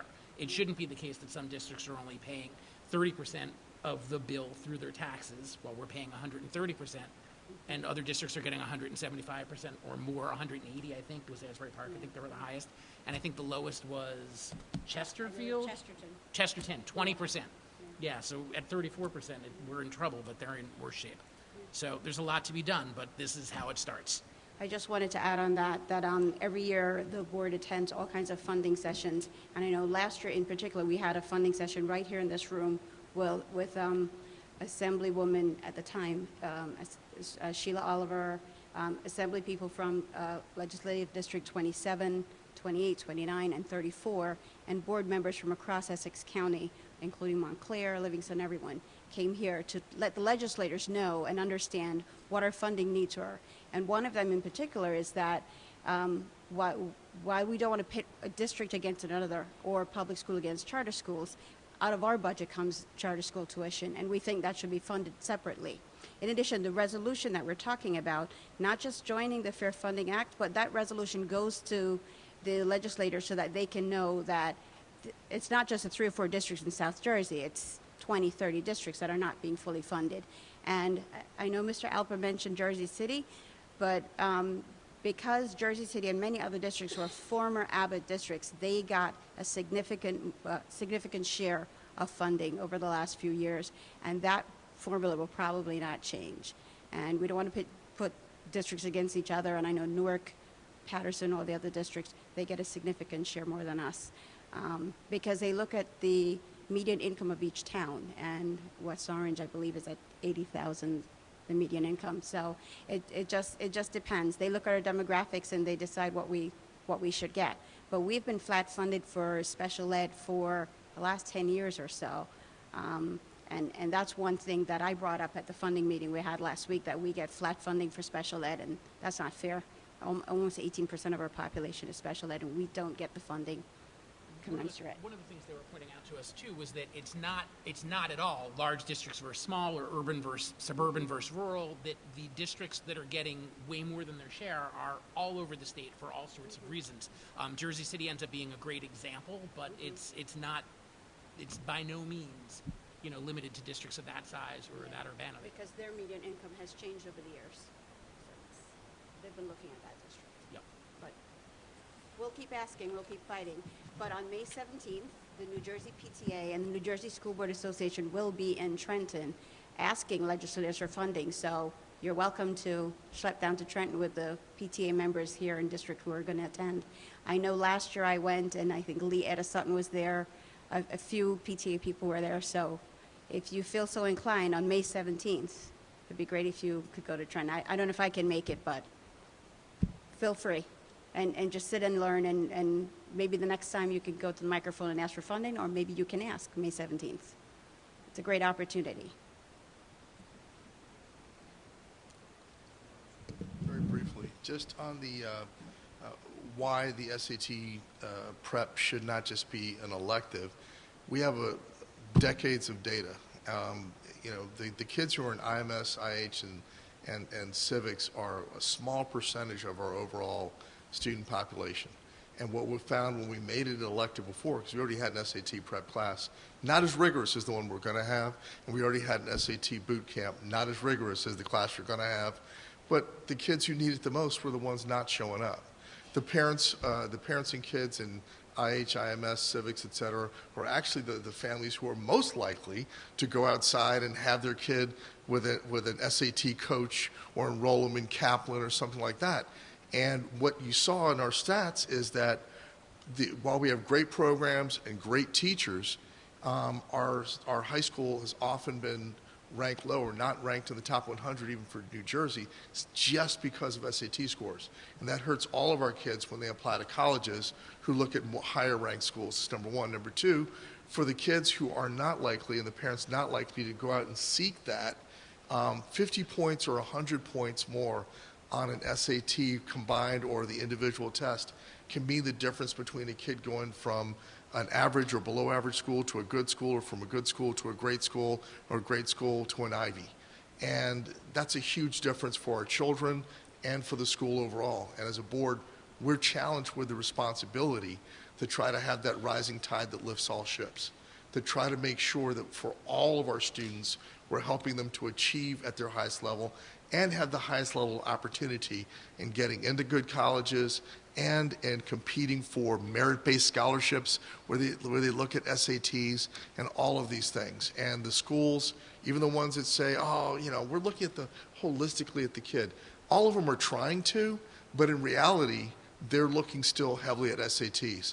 Seton Hall University sends theirs out in direct mail pieces to the students, and their average score, their average applicant is at 1220. They're not even in the top 100 universities.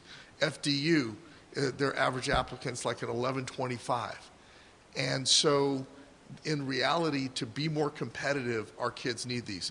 The kids who are most likely to be able to opt out with the waivers, et cetera, great, but we need to make sure that the other, 1,200, 1,400, 1,500 kids are getting what they need to really be able to compete on the collegiate level. That's all. Thank you, Mr. Robertson. Okay, closing that portion of the agenda. Before I turn it over to Ms. Mordecai, I just want to make a statement. On a few occasions, students and members of the community have requested to have a student rep who sits on the board and is an active participant.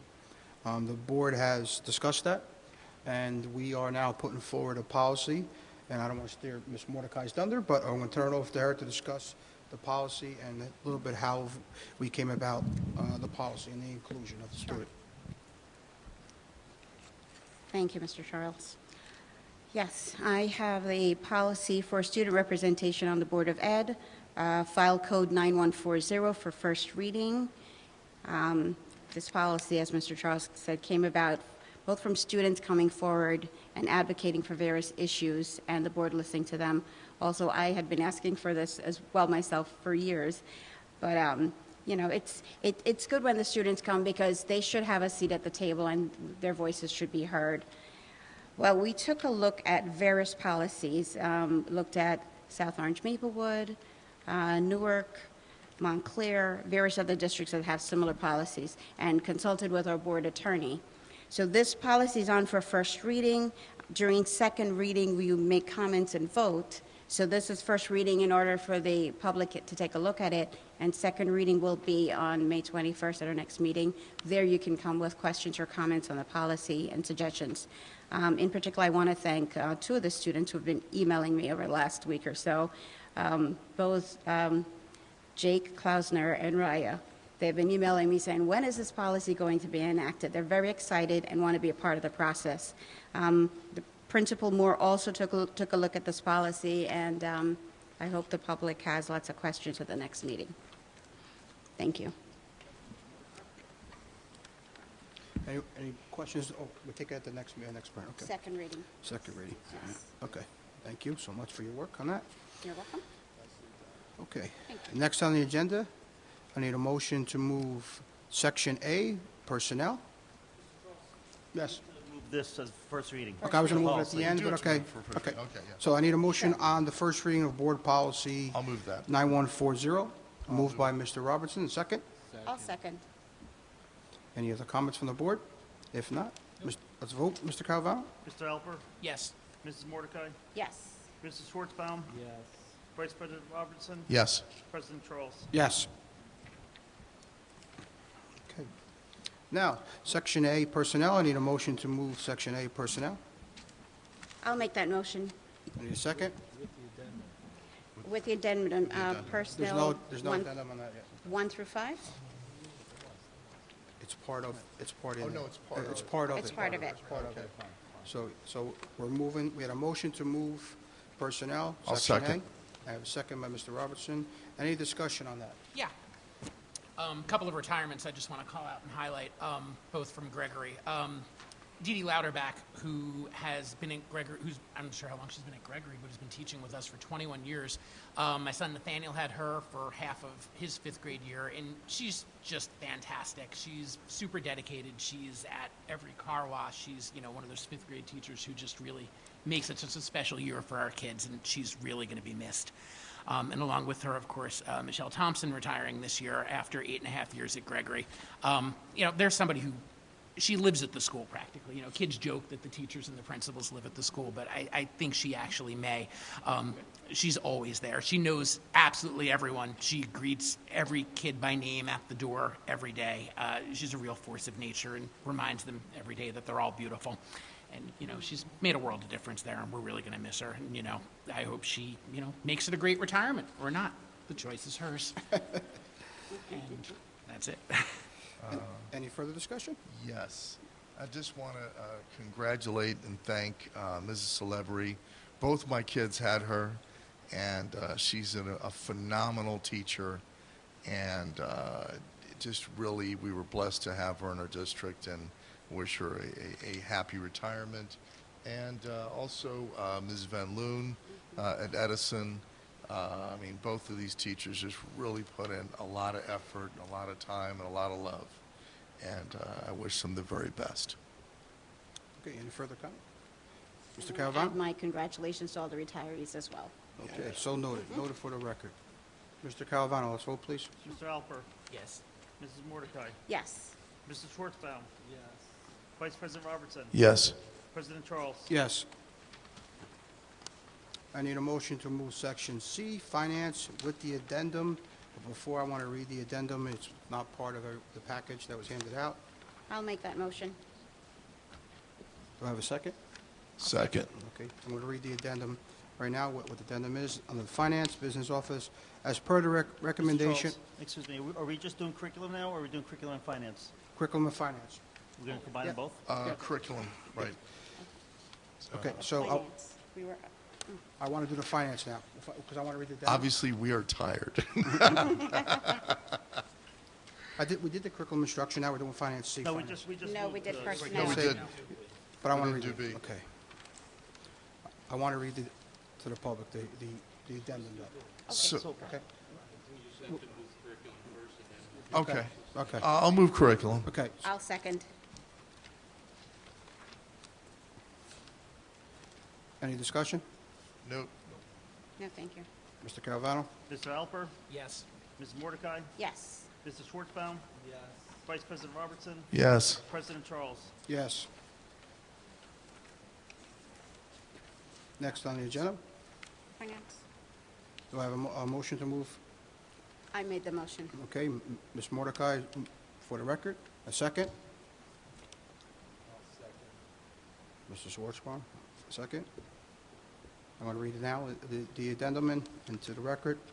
Per the recommendation of the Group Insurance Broker of Record, Brown & Brown Benefit Advisors, the Board of Education hereby resolves, effective July 1st, 2018, to make the following changes to its group medical insurance carrier. Number one, terminate its group medical and prescription insurance policies with Horizon, group number 85194. Number two, stipulation number two, select Aetna Health as its group medical insurance carrier. Benefits will be consistent with the requirements of the collective bargaining agreement. Resolution attachment number 23 is per the recommendation of its group insurance broker of Brown & Brown Benefit Advisors. The Board of Education hereby resolves effective July 1st, 2018 to make the following changes to its group medical insurance carrier. Number one, terminate the group dental insurance policy with Horizon Group, number 85194. Select Delta Dental of New Jersey as its group dental insurance carrier. Benefits will be consistent with the requirements of the collective bargaining agreement. President Charles, there's one other change. The prescription will be going from Horizon to Benicard. To Benicard. Okay, to Benicard, okay. With the same requirements as the collective bargaining agreement? Correct. Okay. So, any comments from the board? Mr. Calvano, let's vote. Mr. Alper? Yes. Mrs. Mordecai? Yes. Mr. Schwartzbaum? Yes. Vice President Robertson? Yes. President Charles? Yes.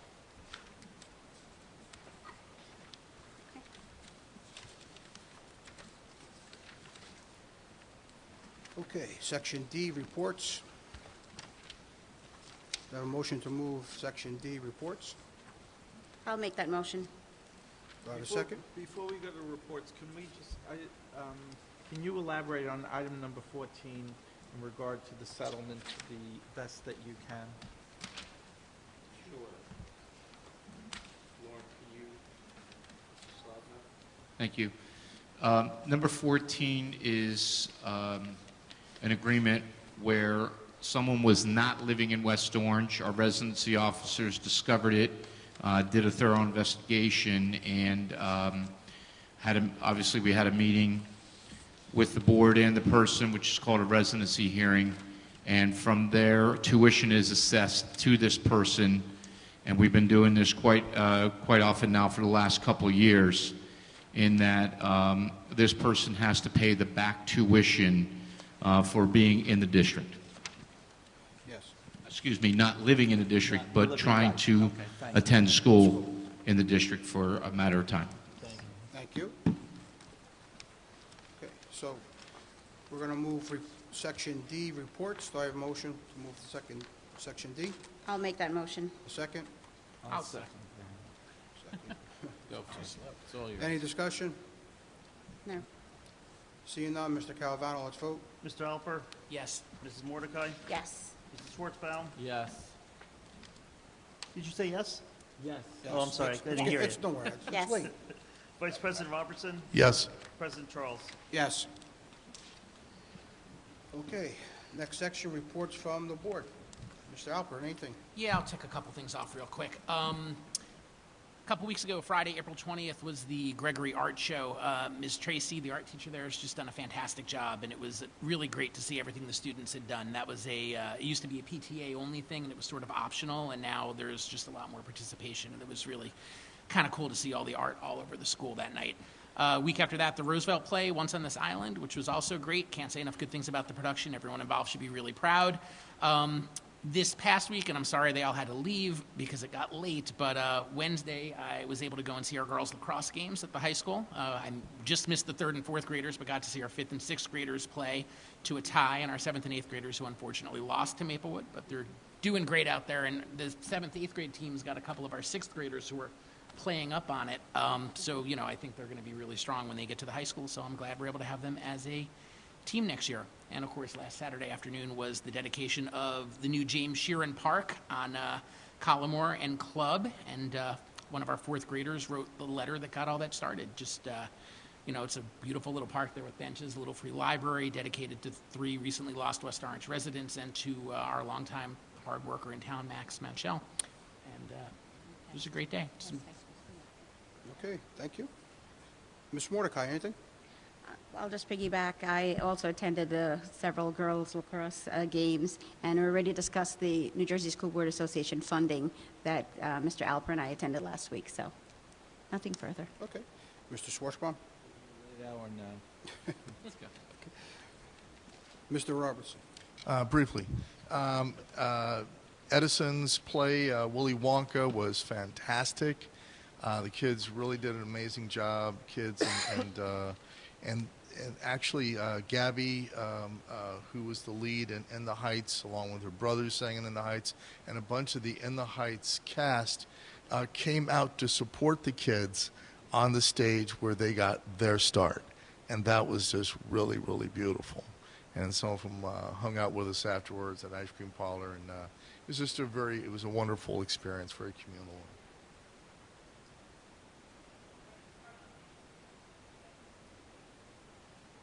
Wow, that's fantastic, as they deserve it, my goodness. And other than that, that's it. All right. Just one thing. A few weeks ago, the board passed a resolution about gun control. I received 2 correspondence, one from Rodney Freeheisen, thanking the board and I'm thanking for the board for the resolution. Also from Senator Booker's office, acknowledging receipt of the resolution and thanking the board for passing both those resolutions. So, just wanted to pass that along. Next on the agenda is the next board meeting will be held at 6:30. Will be the closed session, public session 7 p.m. for student and staff recognition on May 21st at West Orange High School in the auditorium. Next thing is the petitions and hearings from citizens on any subject matter. Please come up to the microphone, state your name and address for the record. You'll have 3 minutes to speak. Mr. Calavano will work the clock.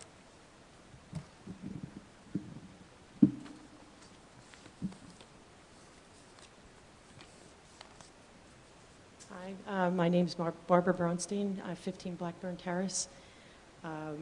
I stuck it out because I wanted to speak for an issue that my children had regarding dress code.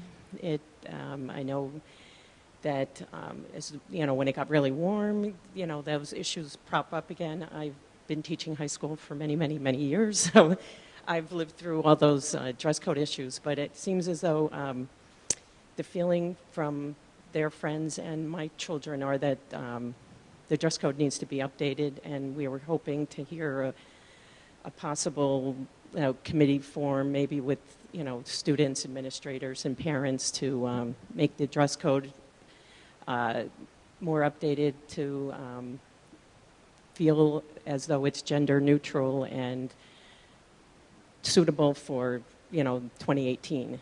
And they feel as though that it's enforced indiscriminately and sometimes unfairly, and it's sometimes very frustrating for both administrators and teachers to deal with all the different ways that people interpret the way the dress code is written now. And it would be great if students feel like they're always respected no matter what their clothes are, and it's more of a burden for girls because of the nature of girls' clothing. And I happen to have girls in the school, so they talk about it a lot more. I'd be willing to be part of that, and I know there's other parents that would be willing to be part of a fresh look at the dress code so that they don't feel like they're being singled out and sometimes treated in a disrespectful way because it doesn't adhere to the standards of maybe the administrator or teacher who thinks they're being not respecting themselves because their shorts are too short or their bra straps are showing, and these kinds of issues. So, and I'm very happy to hear that the board and Mr. Moore and committee heard what we had to say about the SAT prep. So thank you for that.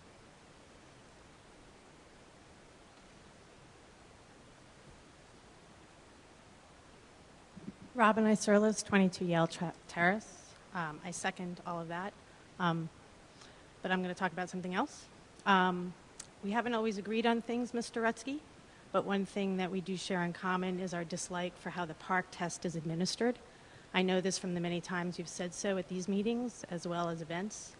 In fact, we have heard several Board of Ed members who have shared sound criticisms of the administration of Park. As you're probably aware, the New Jersey Department of Education is currently seeking input from superintendents, teachers, test administrators, parents, caregivers, students, and other stakeholders about how to best transition to the next generation of statewide assessments. Tomorrow, May 8th, by 11:59 is the deadline to sign up. So I would like to ask you, Mr. Rutsky, to stand with the hundreds of parents across the state, many from this district who have signed up to offer testimony to the Department of Ed. As you know intimately how the administration of the Park test impacts the learning environment in the school system that you represent, your testimony is very important.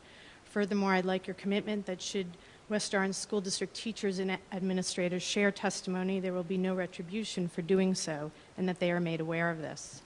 I would like to also invite the 5 members of the Board of Ed to share comments, and I've provided a link for each of you. You have heard 3 years of public comments here from parents and other stakeholders of the damaging impact that these tests have on the learning culture in our schools, including but not limited to increased anxiety among younger students, instructional time lost to prep, the loss of recess time during the administration of the test, fewer enrichment opportunities like field trips, scheduling of school events to accommodate the testing schedule, and the delayed results. I commend the district for its QSAC improvement. Imagine what the scores could be with a less intrusive testing scheme. So I ask all of you tonight that you will send the New Jersey Department of Ed your comments on the Park exam and that you make these statements available to the community. Let us stand up together and fight for changing the direction of New Jersey public education away from the harm being done by Park to a more reasonable and positive way of assessing student learning. Thank you.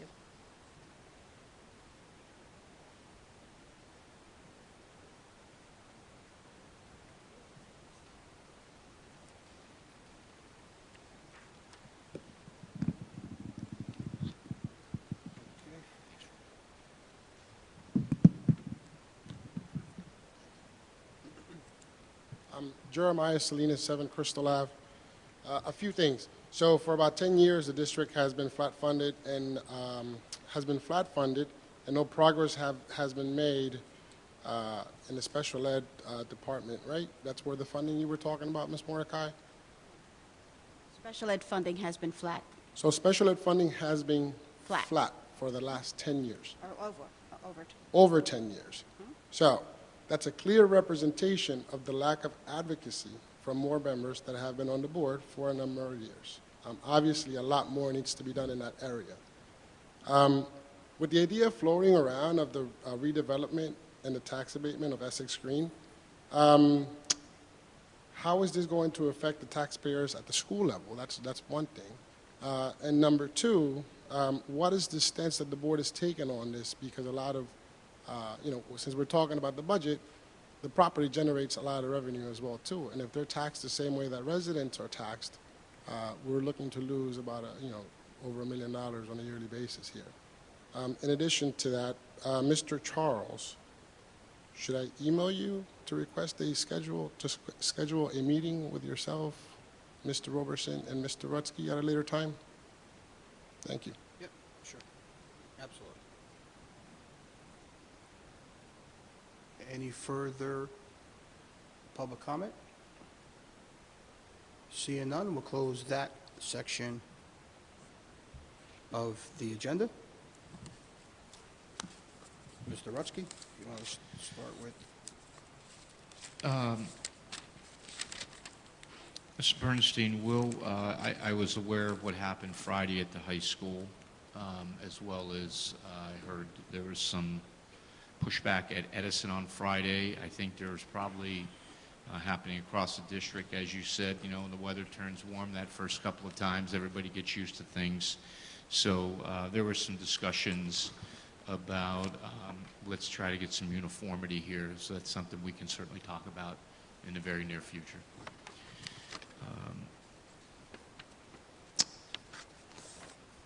My dislike for Park is, yes, I agree with that.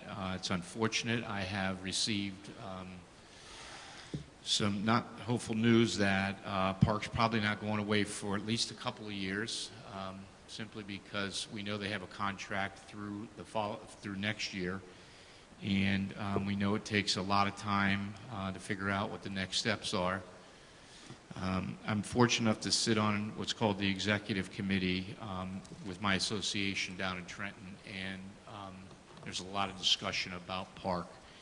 And there's many of us that feel, there's many individuals that feel that it's done something good for testing.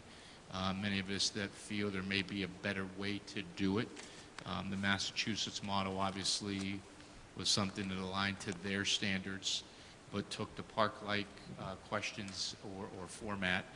I honestly believe that's the way the state is going to move eventually. I do believe that it's going to take us a couple years, though, to get there. And so as far as, you know, people putting things out, by all means, I know that there was an email already put out to the entire staff asking for their input or permission to do their input. I was on board with that 100%. As far as making the comments and making them public, that's not something I would ask anybody to do. But again, me sitting here meeting after meeting and talking about my dislike for it, obviously people know where I stand, and I have no issue whatsoever saying that. And there's been some questions asked of me for that reason, and I've given them a lot of different reasons, not so much about the kind of question. It's more about how many questions, how long it takes, and cutting into valuable teaching time. When you're talking about all of this week and all of next week of the elementary schools, you know, testing, and it's not just when they say third, fourth, and fifth. We're talking about the counselor. We're talking about BSI teachers. We're talking about lots of different individuals that are involved. So it's not as simple as what individuals believe. But yeah, I'm a full support of go down and provide really good feedback so people can make some good educated decisions down in Trenton. And if there's decisions that are going to be changed, then by all means, you know, make those changes. But I don't see that happening. I literally think we're going to have Park 2 more years based on what I'm hearing. As far as the flat funding and the tax impact, we don't have a number at this point. I know there's been some numbers that have been put out there, but Mr. Calavano and the individuals at the town council, the business administrator, we've had some conversations, but there is no number right now. We could not sit here honestly and tell you what that impact's going to be, so I can't answer that question for you right now. Comments from the board? Mr. Alpert. Yeah, I would just amplify that last thing and say that there's not actually a pilot on the table at the moment, so there's no way to guess. You know, it's too soon to really be able to say. You know, I do think on the dress code that there's some conversations to be had, and you know, we do want to be careful about the way people talk to students about, you know, it's appropriate and inappropriate, I think, is one thing. You have no respect for yourself is obviously a completely other thing and not okay. We want to make sure that people are, you know, all respectful to each other in how they speak.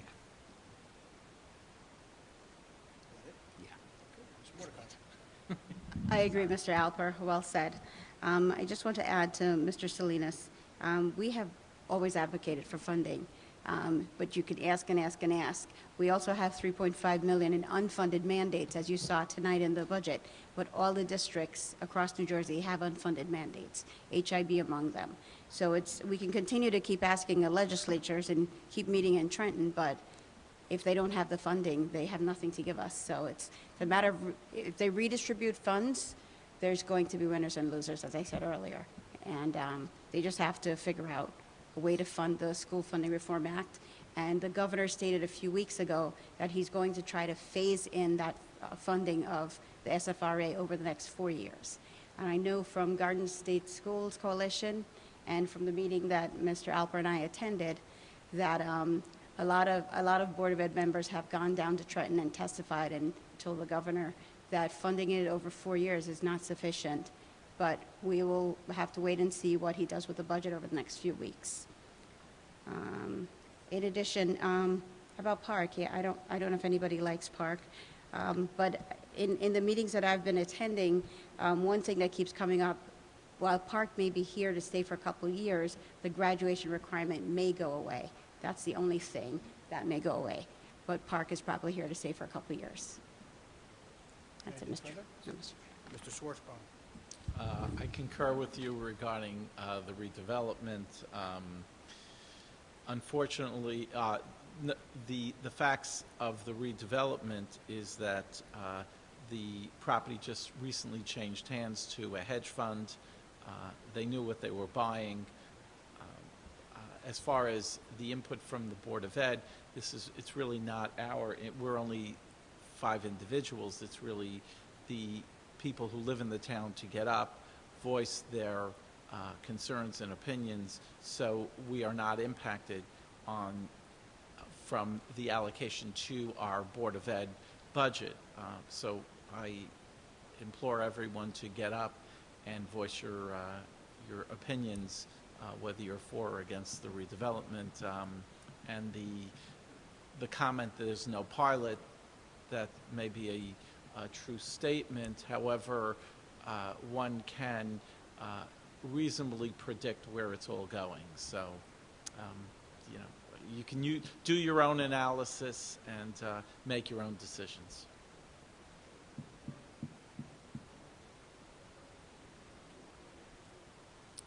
It's not a Board of Ed issue. That's Okay.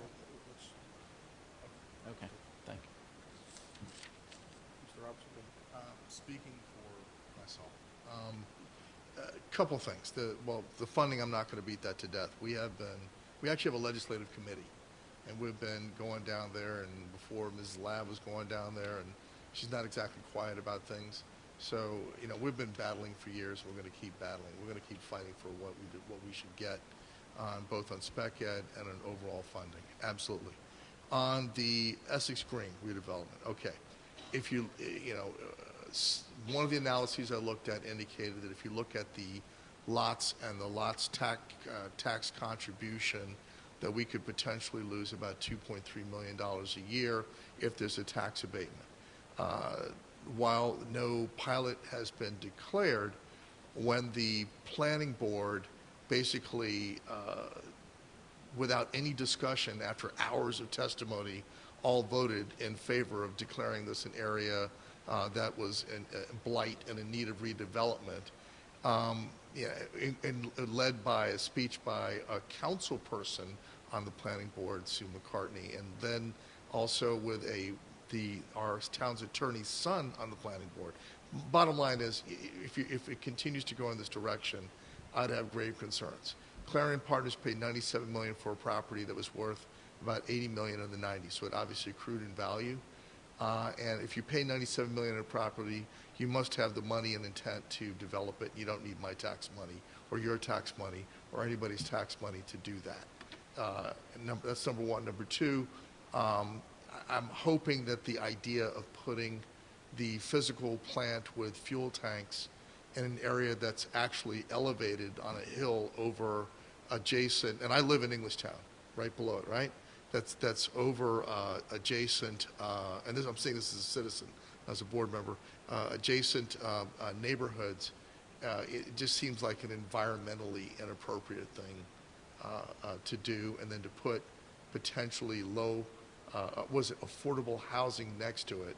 I mean, that to me is just crazy, grossly inappropriate. So I hope none of that comes to be. I'm hoping that someday we'll see maybe in Essex Green something closer to the development that happened in Morristown, which enhanced property values, helped to lower taxes, and improve the quality of life, not only for them, but folks leave here to go hang out in Morristown. So those are my thoughts on that.